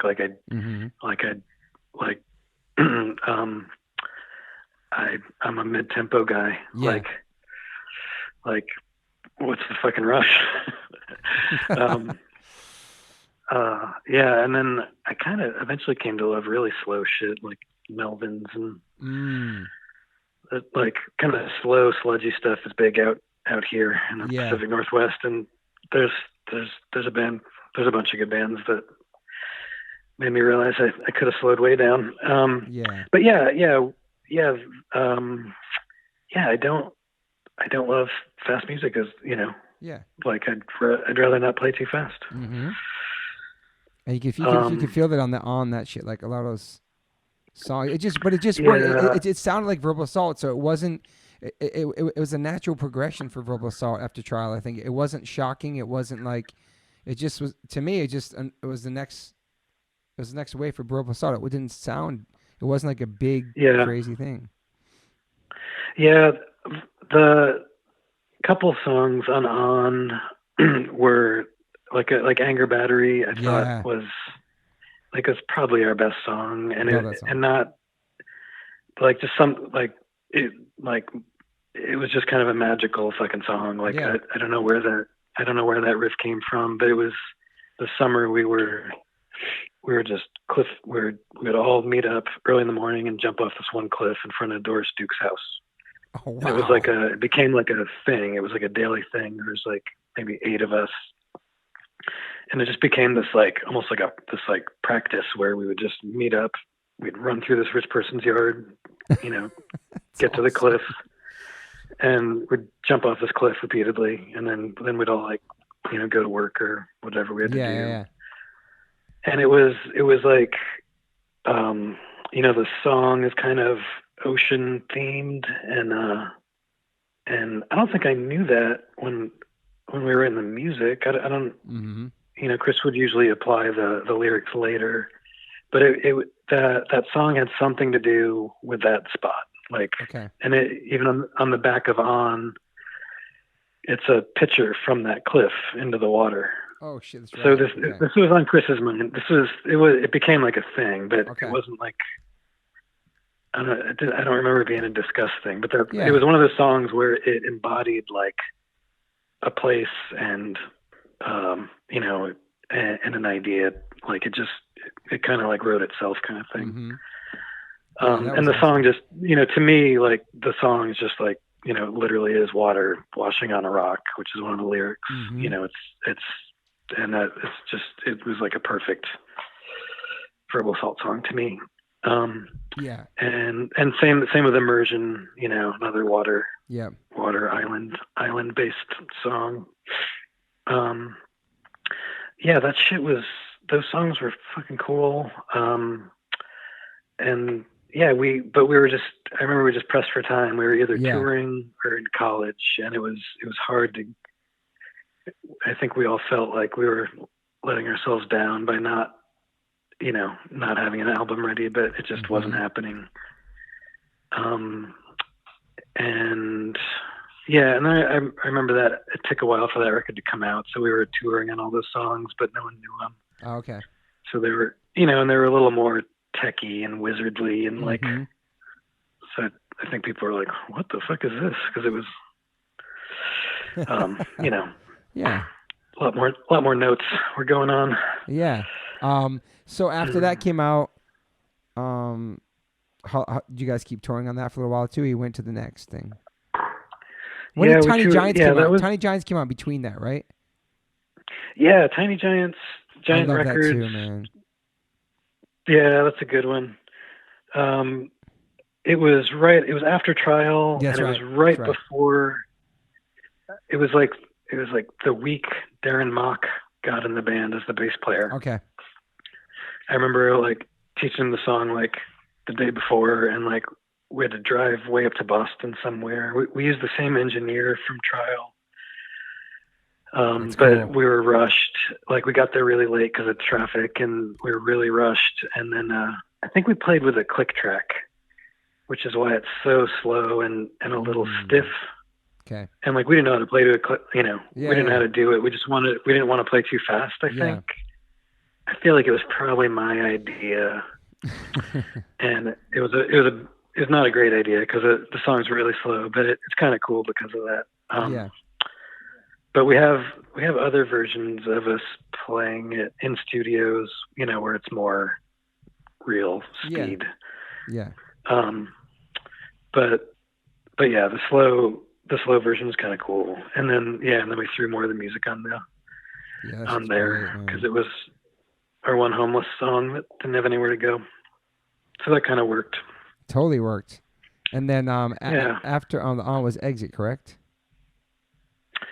Yeah, Exit was that was the very, very last thing we did. Just those 3 songs. And that first song, Tools and Drugs, Mm-hmm. that's one of my favorite songs we ever did. Wow. I don't know if, I feel like, I don't even know if anyone's ever really heard those 3 songs. It was kind of, they didn't get out too far and wide, but that was one of my, like, that's one of the first songs I always put on if I'm going to listen to Verbal Assault. Wow. Love that song. Yeah, that's so. Yeah, and then. Isn't that good? Yeah, and then just the actual title was kind of like me and Chris's directions right after. Just got into building, and Chris wrestled with some demons for a little while until he figured that out. Yeah. So it was just kind of strange, another kind of Chris Jones prophecy thing. Yeah. So what year did that come out? What year was that? I think 92 or 90. Yeah, I think so. No, too. Before that, no. The last show was 93, and I remember we played those at those last couple shows. Yeah. Yeah, those last couple. I saw a video a while back of one of the last shows, and there was a lot of fucking 6-minute like sound Odyssey songs like going on. There's like a lot of like some pretty like the 3-minute song was out the window by then. We were fucking really exploring the space. Yeah. And so after that show, what happens to everybody? So everybody goes their own way and does, because I know you moved to Olympia, Washington, what, 94? I'm trying to figure out. Well, I moved to DC from 88 to 94. Okay. Yeah, I moved to Olympia New Year's Day, 1994. Wow. Okay. And why there? So, the school. Okay. So I'd been doing in DC. I was in that band Rain Like the Sound of Trains. Yep, that's right. Kind of hippie freedom rock jams, Mm-hmm. and we toured a lot. Worked our butts off. The band never took off. Yeah. It was kind of another musically challenging thing, I think, for a lot of people. But we were kind of wrapping up, and then we got some old friends offered to book a tour in Europe, and we had already kind of decided to finish the band. But we're like, well, fuck it, let's do this last tour. And it was sort of the first fun tour we did, because we weren't we knew it was our last tour. Yeah. And there's all the stress was gone, and it was this really, really fun European tour. We played a handful of shows. I remember it was a weird time. It was when kind of everyone was getting signed to major labels. Mm-hmm. Punk rock was breaking and shit. I remember that. Yeah, and we knew, we didn't exactly have any hot offers on the table, but we knew that wasn't a direction. And so we knew the band was breaking up. We were on this fun tour. I remember playing with Jawbreaker a few nights.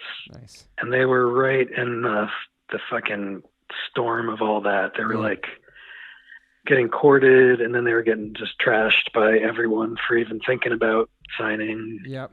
And I remember they were fucking miserable. It was I felt sort of bad for them. Oh, you guys cheer. I remember loading out into our vans, and our vans were parked right next to each other.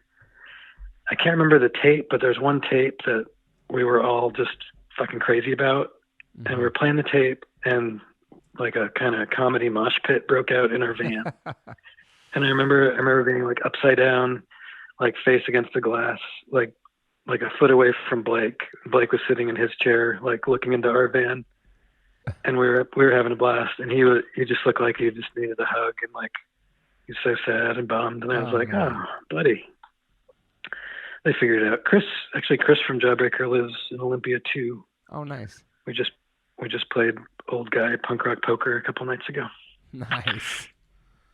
But I remember I brought that moment up because I remember knowing I was going to go back, I knew I was going to go back to Olympia and finish school.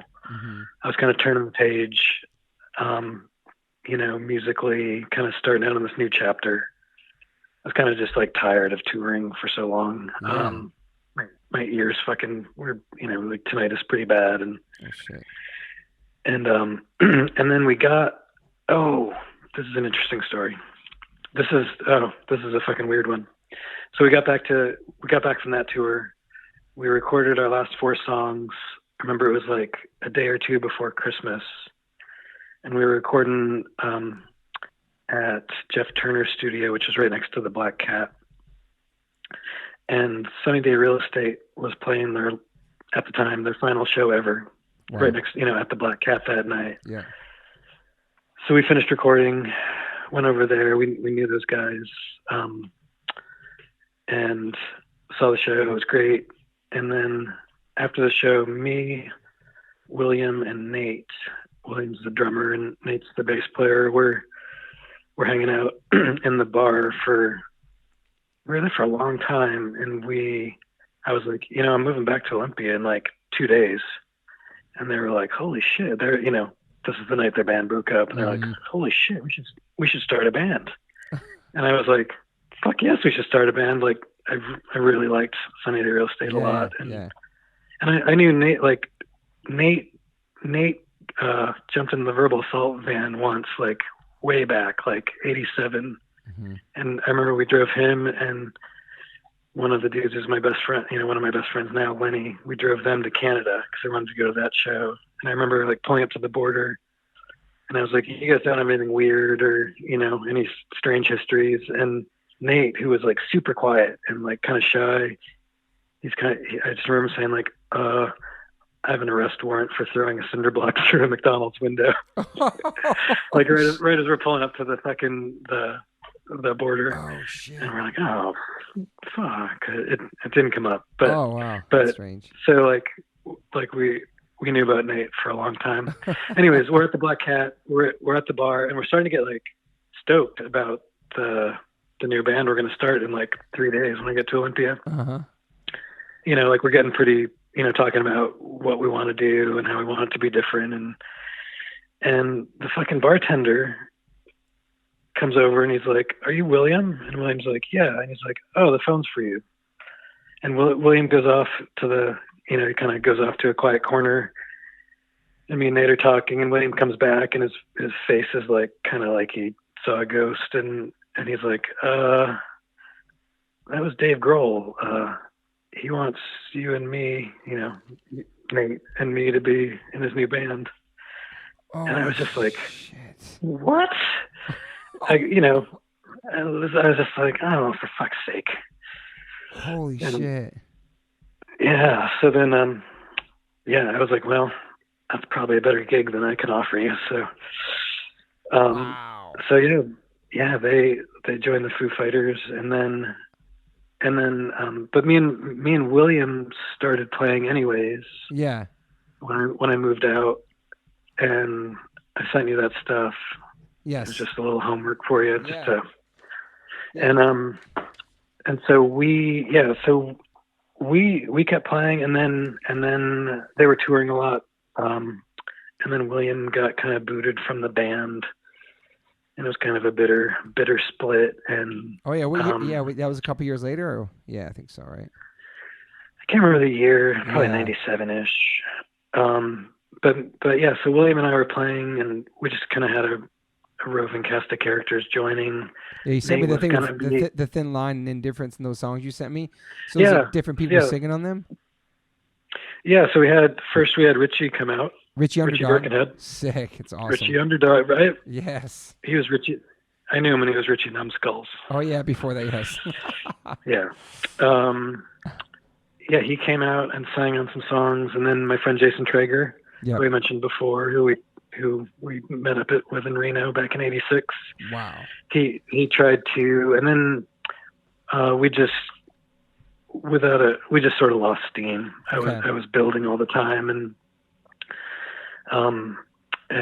William started, I think he moved away and he was having a hard time, I think with, like the Foo Fighters stuff was fucking with his head. and so that just lost steam, and then basically, where are we? Yeah, then 20 years went by, and that was 98-ish. Damn. And then I kind of have barely played music since that dried out. I played with my friend Lois for a while and did a few tours with her. It was kind of like acoustic-y, K Records, kind of beautiful songwriter. I did that for a couple of years, but that was probably done in 2001. I think you went to Evergreen State College. Is that where you went? Yeah. I wound up studying organic agriculture. That's and cool. some other stuff, and quickly learned that I wasn't going to be a farmer. Yeah, and then as soon as school was done, got a job for my organic agriculture professor's ex-wife building a little cabin. Nice. And and now fucking 20-some years later, that's just what I do. Yeah, that's amazing. And then when did you become a dad? So, 16 years ago, I guess. Yeah. Yeah, 2002. And then, is that right? 2002. I was a little slow on that. My wife was like, either you're going to do this or I'm going to go down to the docks and find a sailor. How many years you guys together for? What's that? How many years you guys together for? 95. Jesus. Yeah, 24 years. You know what's fucking crazy is that I'm going to be married. Well, my son's 16, and I'm going to be married 25 years next year. So it's right next year. Married 25 years? Married 25 Damn. years. Yeah, dude. Yeah. Wow. It's fucking crazy, man. Yeah. Yeah, I'm fucking stoked. I got so lucky. Me too, My man. wife is awesome. We're very, very lucky. And the building stuff, you just taught yourself? Were you always like a handyman kind of kid? I mean, like, how'd you learn that stuff? I kind of blame fucking Ian MacKay. Okay. I feel like he launched both of my careers. Like, recording Learn obviously gave us a fucking huge push out the door. Totally. And then when I moved to DC, how did it happen? They were Joey P, the Fugazi sound guy, and John Hanson were tearing apart the living room. And then I don't know why they stopped. I was going to be their helper. Yeah. And then they I don't even know why they bailed. But they both sort of bailed. Yeah. And Ian's like, he's like, well, it's up to you now. And I was like, I don't know if I know what I'm doing. And he's like, you'll figure it out. Wow. So I wound up, the first thing was just to kind of clear out all the shitty old wallpaper and old lead paint and stuff from the living room. Like anytime there's a Ian MacKay interview and he's sitting in front of the Discord, at the Discord table drinking tea, that's my handiwork behind him. That's crazy because I just did a podcast with him there, sitting at that table like 2 months ago. Yeah, so man, you weren't looking at shitty old lead paint because I pulled it off of this weird toxic goo that I trapped in bags. That was probably the main source of my inflammation issues, was that fucking paint. It wasn't the veganism, it was the paint chips. Yeah. Wow. So as soon as I did that, then I was the one dude with like a van and tools. Gotcha. And then I became kind of like handyman. And I was always doing stuff at my grandmother's house too, nearby. Awesome. So then, I remember driving to Abby's, the main El Salvadoran restaurant that we all ate at near Discord House. And I remember seeing a dude driving the other way, and he was like this tired looking dude with a van with like paint smears on it and like tools hanging out of it. And I was like, I remember passing him and being like, he's one of those like tired old carpenter dudes that drives around with a van with a bunch of fucking, old pieces of wood in it. And then I was like, oh fuck, that's me. I'm going to be the weird old guy with tools that just drives around in the van. So we moving there. So, you love living where you live. You love living where you live. You've been here fucking for such a long time. DC, we're talking about? No, I'm talking about Olympia. Yeah, Olympia. I wasn't planning on spending the rest of my life here, but I finished school, and I really loved it. Olympia is kind of the same size as Newport, and it's kind of, it's just on the water. It kind of immediately felt very familiar. That's cool. Like after DC, like I loved my community, but the city was like, I was not built for living. I'm just not a big city person. Yeah. I love visiting big cities, but DC was just psychically rough. Like the first year I lived like 3 blocks from the White House, right when the first Gulf War broke out, Damn. and like trying to square like a young punk rock brain with like, George Bush as your neighbor was fucking, it was just bizarre. It was just hard. And, but yeah, so I was just coming out for school, and and I'm still here. Yeah. Did becoming a father change you in any way? Yeah. Being a punk rock dad. Yeah, it was. You said we texted about it. Like I feel like we have not the upper hand, but the way we came up in the communities and that we were involved in the hardcore scene definitely, I think, really helps being a parent. I do, Yeah. I think I texted you the other day, like how come all punks are good parents? Like the shittiest punk is a great parent. It's crazy, man. There's some weird thing there that needs some further studying. But yeah, I mean, being a dad, like, fucking changed my life. It's amazing. I think I was getting a little bored with myself, to be honest. Gotcha. And and then when I had that thing where your heart kind of like doubles in size as soon as you have a kid. Yes. Like that was really good for me, and I think I was getting a little sick and just so grumpy about the state of the world, and so having that new reason to like, do good stuff and kind of live for someone else, was really, it was great. If I'm miserable now, I'm like, it's not about me. Exactly. If I can keep it together for these little rascals. 100%. I mean, I feel like a lot of like the values we got from punk rock growing up and everything, even from the lyrics and the Spider Scrub, we instill that. I try to, in my child, my son. Yeah. I mean, even just just like everything being about the kids, doing it for the kids, exactly. For the kids. Like it's fucking. It's just like, was this just like parental training? Was this? Yeah. So like, we grew up with so many like absurdly ethical and smart, forward-thinking people. It's lucky. It's crazy. Yeah.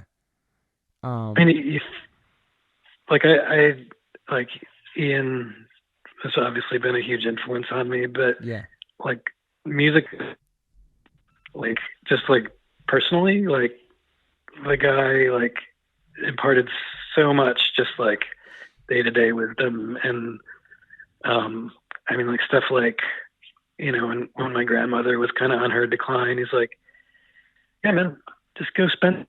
That's all you gotta do. Just go spend time, and just be there. Who said that? You said Ian? I lost you again, Pete. Spend time with him, that's all you can do. And I don't know. Fucking, he gave me so many of those little gems, and yeah. Do you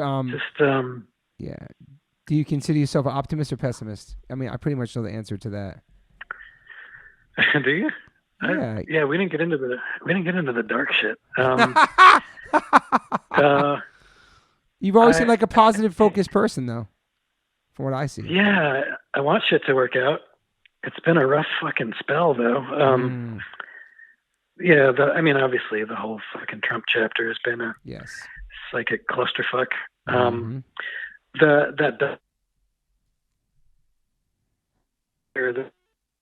Like, I don't know if I can fucking deal with this. Like, I was losing my shit, and he's like, I'm pretty sure he's just like doing psychological warfare. He's just like, it's just like, honestly, you know what it all is. You just need to kind of often not focus on it and, be there for the big stuff. But Yeah. like I have a tendency to like read every article about every motherfucker that's in the cabinet and like, I know more about that Stephen Miller motherfucker than I can even get into. And you read the whole thing on him, probably. Yeah. Oh, I know. I was onto that fucking guy for a while. I was like, yeah, I quickly identified it, but it was just like psychological warfare on, decent people everywhere. That's true. And so it crushes me when I veer in that direction and have to fucking deal with it. But then, are great. I like what I do. So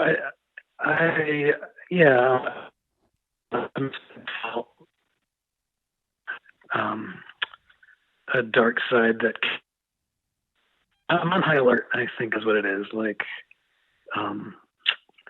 fucking hate Nazis, man. I just fucking hate them. Yes. And I've always, it's always been a concern of mine. Yeah. So to be alive right now and have them, just to have that segment of the human population kind of ascendant is a shitty backstory that I constantly wrestle with. Yeah, for sure. But I mean, any old dad will probably tell you that the younger generation is just fucking pretty cool. Really cool. They seem like they're not getting steeped in a lot of the bullshit we were. The news. I'll get into that kind of fake reality that, navigate that, and my brain is just wired to kind of navigate the bullshit reality with what's actually real. Yeah. And it seems like the younger generation just doesn't, they know fucking women are equal. They know, racism's bad. They're starting at a different place. It's like skateboarding when like you see a young kid doing crazy flippy spinny trick. Like you're starting at a different place, Yeah. Like you probably can't do kickflips. Nope. But anyone that skates now, that's the first thing they learn. They're just like, badoosh. And you're like, what the fuck? It's so true, my son. So I'm like crazy Smith grind kickflips, where, our generation couldn't even think of them. Yeah. That's a pretty good freaking closer. It's a really good closer. I have one more, might be a hard answer for you, man, because I always ask people, but do you have any regrets? Regrets.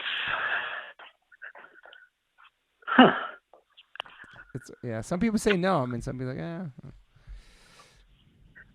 God, I'm sure I probably have a bunch of like irritating little ones. Yeah. But nothing that's like major.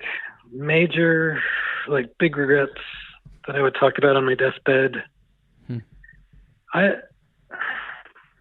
The only thing that comes to mind is like sometimes I wonder if like I'm now I'm like a builder. I just build stuff all the time. Yeah. And it's really cool, really satisfying, and I'm doing like stuff that ultimately. But sometimes I just wonder if I'm supposed to be doing something else too, like some other. Like when I moved to DC, I was just studying political science, political philosophy. Yeah. I thought that was my path, and quickly I was like, this sucks. I have this itch that's just not scratched. Like maybe I should just join the city council or do join the what? I don't know, like city council or fucking congressman or fucking like there's like this part of me where I'm like I was maybe gone that route. Yeah. a little bit, but I would hate it. I would fucking hate it. Building shit is really satisfying, and it's still kind of fun. It's kind of like being in a band. I have like me and 3 or 4 dudes hang out every day. We still have vans. That's awesome. So, Yeah. It's basically talking about music all day. You miss playing music live? It's weird. I've just been kind of noodling around lately. Like I really, like when the kids showed up, my first daughter, I thought it would, oh, this will be great. I'll play music and she'll love it. And she fucking hated it. She would, like, as soon as I play guitar, she would crawl over and like slap it and be like, no, Damn. focus on me. And then she would, then she would knock it, she'd knock it over the cats on the guitar. So I just kind of put it away. Yeah. And I built our first house like 18 years ago, and then we got pregnant again, and then I was adding on. I've been in this constant cycle of, building our house. Yeah. It feels like for like 20 years. And honestly, the guitars just got, I just kind of pulled them out recently and started fucking dusting off the old riffs. I know. Chris had mentioned there's a possible maybe that there could be possibly in the future, a show. Who knows? It's kind of on him. If he can still do the trial scream, then we'll talk. But that's, honestly, I could probably just hold up like a picture of like Mitch McConnell in front of him, and he would fucking do the trial scream right away. That would definitely work. Chris hates Nazis too. I think we all hate him. But he said it's a possibility that like there could be possible, down the road. There's been murmurings, but yeah, it would take a lot. But honestly, it wasn't on the radar. There's been murmurings, and it honestly sounds really fun. Yeah. Sound fun. It sounded like nostalgic, and I'm just not a nostalgic person. But I've had that dog, dude. I've had in the last couple of years, I've had so many joyful moments at reunion shows where I was like, if you could bring some form of pleasure to old grumpy punks, maybe you should do it. I mean, I like the go ahead. The Jawbreaker played in Olympia, and it was like I was fucking weeping a couple times. I was so happy, and they raised $15,000 for the night that Chris, the bass player, actually works at, and it was just so fucking sweet, That's awesome. And there's been a bunch of those. Even when Fred came through, Fred and Kristen played a couple weeks ago, and it was totally heartwarming. Yeah. To see my friends playing music. I'm not wedded to the concept of my old bands now. It's just it's actually just playing music with people you like, and yeah, it's not a big fucking deal. But for a long time it was. I was like, oh, we don't, early on, me and Chris were like, we'll never do it. And it was really just because back in '88, the Descendants would reform and they'd do it, and it didn't seem cool. It was, I don't know why I said the Descendants. That was just the first thing that came to mind. Yeah. These old bands would show back up, and we're like, oh, they're just doing it for money. They should be murdered. And we were just busy. And, now seeing old friends play great music is that's really fucking good for me. Yeah. So yeah, if Chris could pull it off, and I know the other, Doug and Dill would do it in a fucking second. Yeah. Yeah. And those guys are they still just fucking jam all the time. They're just constantly playing music still. Yeah, it's quite incredible. Doug Ernst and Boofish came to my show in Boston a couple months ago. It was really awesome to see them. And then nice. And I saw Boofish the other night. Youth of Today played out here. I saw Boofish was in saw town. that picture. Yeah. I saw that picture and was it's fucking killed to be there. Yeah, it was really cool. It was good seeing him out here and catching up, everybody telling their stories and stuff. But yeah, if VA ever plays, I told Chris, and I'm gonna tell you, I need to know in advance, and I'm gonna, because wherever it is, I will be there, and it'll probably be an emotional experience for me too, because I haven't seen you guys in so long, and I know what those songs meant to me and still do. And I still listen to that record. It's just, it brings you back to the time in your life, you know? Yeah, I have a fucking picture of you at the top of those basement stairs, just fucking like, you know, fucking just staring at us like. I gotta see that. You do? That's awesome. I'm gonna send you this Thrasher thing. Picture this Thrasher, and then also like of you skating, and then like everybody getting their haircuts too. I'm gonna send you some photos. Like, send me anything you got. I have nothing. I have like one good skateboard picture of me. Okay, yeah, for Fun-Side Air, doing it on somebody's ramp. I forgot fucking where it was, but oh shit, we covered a lot of things, man. We covered a lot of shit on here. I'm trying to get my note. I got so many notes. Yeah. If I think of more things, I'm sure I'll get back on the phone. But I want to thank you for everything you contributed to music, to this part of the soundtrack of my life. Like I said, being to hang out with you guys when I first moved to Newport and the Joneses' house and all that. And yeah, I mean, Verbal Assault. I have a Verbal Assault tattoo, and it was a big impact on me, you know. Oh, thanks, man. I don't know what to say. I'm just so glad we were all there. Like, I don't feel like I did anything. I just feel like I was like part of a magical fucking bus ride. Yeah. You made some music that really inspired so many people and continues to inspire people. And you know what I mean? There's people still just finding out about Verbal Assault now, like almost 30 years later. That's what's amazing about the internet. The one positive thing is that people can just find that stuff now. But yeah.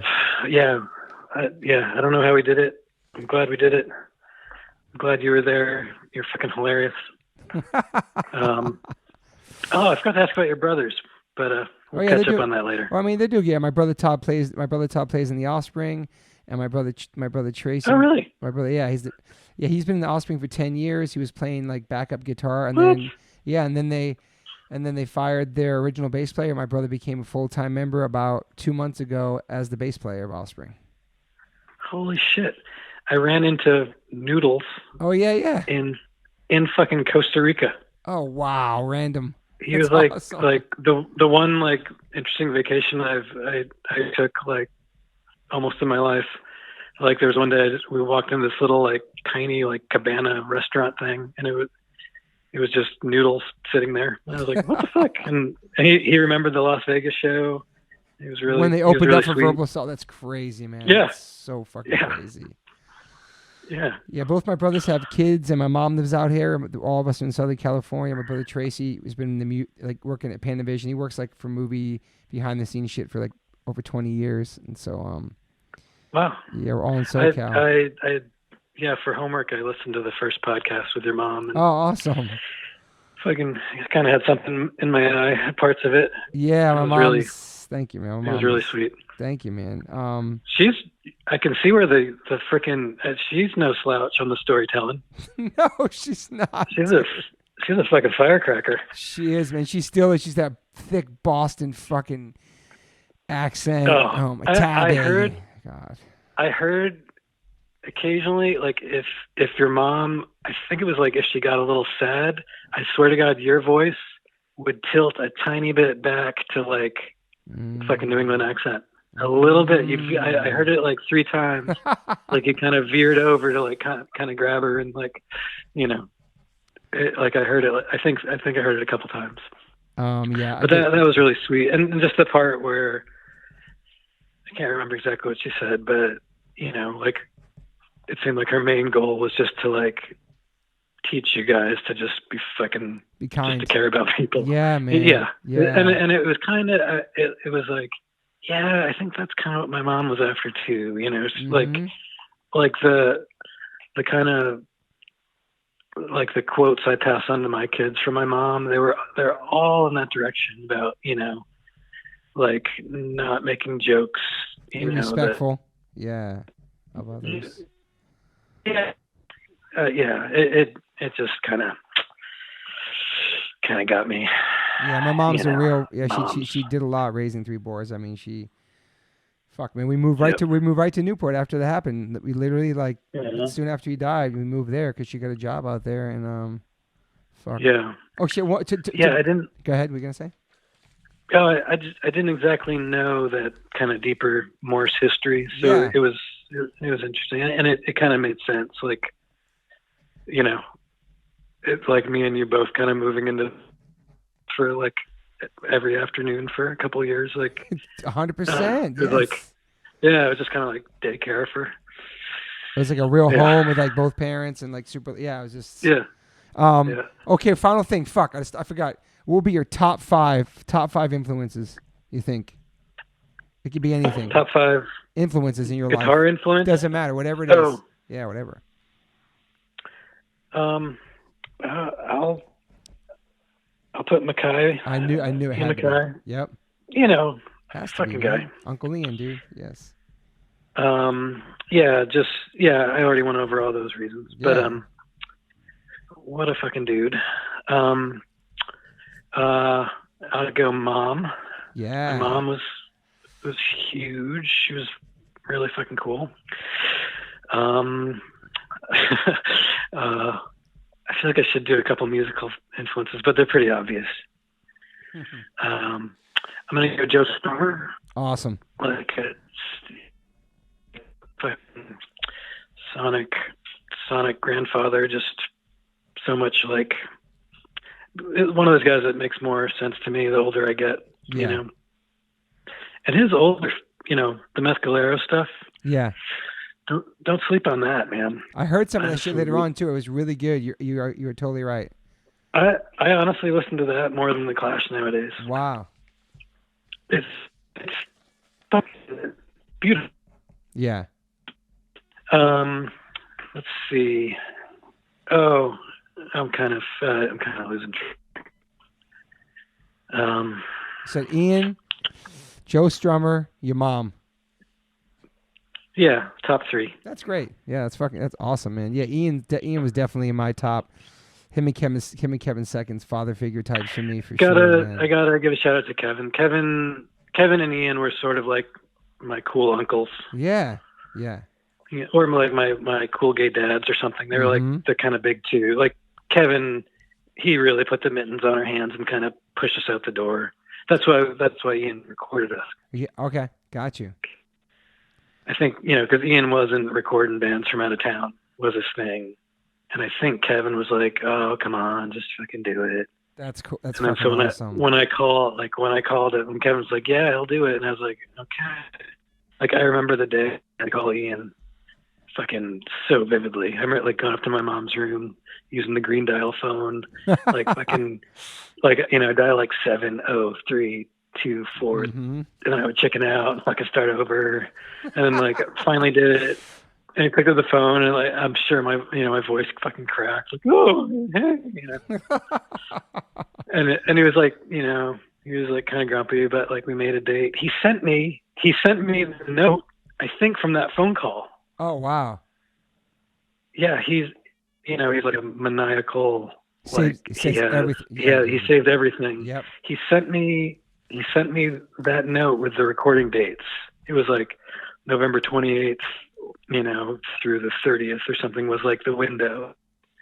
And he found that note from that phone call and sent it to me. It was fucking nuts. Wow, dude.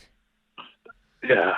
He's got Discord's like a museum. I've been there several times, hanging with him, and just the tour and everything. And it's so much history in there, man. It's insane, man. Yeah, I haven't been there since he started doing all the archiving. Yeah. So I can't wait. What like in the dictionary of like a pure punk rock DIY? If it had to be a human, it'd be him. Like everything about him is just so real, and even to this day, is living the exact same way. It's unbelievable, man. It's incredible. Yeah. Yep. He basically picked his path when he was like 17 years old, and it's just been like, yeah, it's fucking amazing. Incredible. What are you gonna say? What are you gonna say, Pete? About Ian? Oh, you were going to say something. I pulled back. It's all good. Well, I guess we can end it on that Ian MacKay is awesome, and you're the first person ever on this podcast to say MacKay, not McKay, because you know how to say it. Oh, come on, people. That's some like 1984 fucking stuff. True. All right. Well, thank you for your time. This is fucking awesome. I'm glad we get to catch up. I haven't seen you in so many fucking years. I hope to see you someday soon. You know. Fucking great to talk to you, Toby. Come visit. I'd love to, man. It's beautiful up there, man. I know that. Yeah, you have a great place to stay here. Like, and bring the kid, bring the whole family. It's like the house is crazy. It's like a summer camp. Oh wow. There's like fucking canoes and this crazy park right next to it, and it's pretty cool. It sounds awesome. You gotta send me some pics. I'm gonna go through my photo albums this weekend. I'm gonna send you some classic shots of you. Yeah, send me those. Yeah, you can see if you look up bicycle home building on. I kind of stopped putting photos on the website because I just hate work. I want to be hard to find. But there's photos of the new shit on Facebook. There's a Facebook page with cool photos. Okay, awesome. Yeah. All right, Toby. Love you, man. Love you too, brother. Thanks for your time, man. Great talking to you. Okay. Yep. Talk soon. Bye. Hey guys, thanks for listening. Please rate, review, subscribe. If you haven't subscribed yet to this podcast, please do that. And whatever platform you are listening to this on, I'm glad you found me. You can rate me and review me on there also. So thank you guys sincerely for the support. I cannot wait for you guys to hear the next one.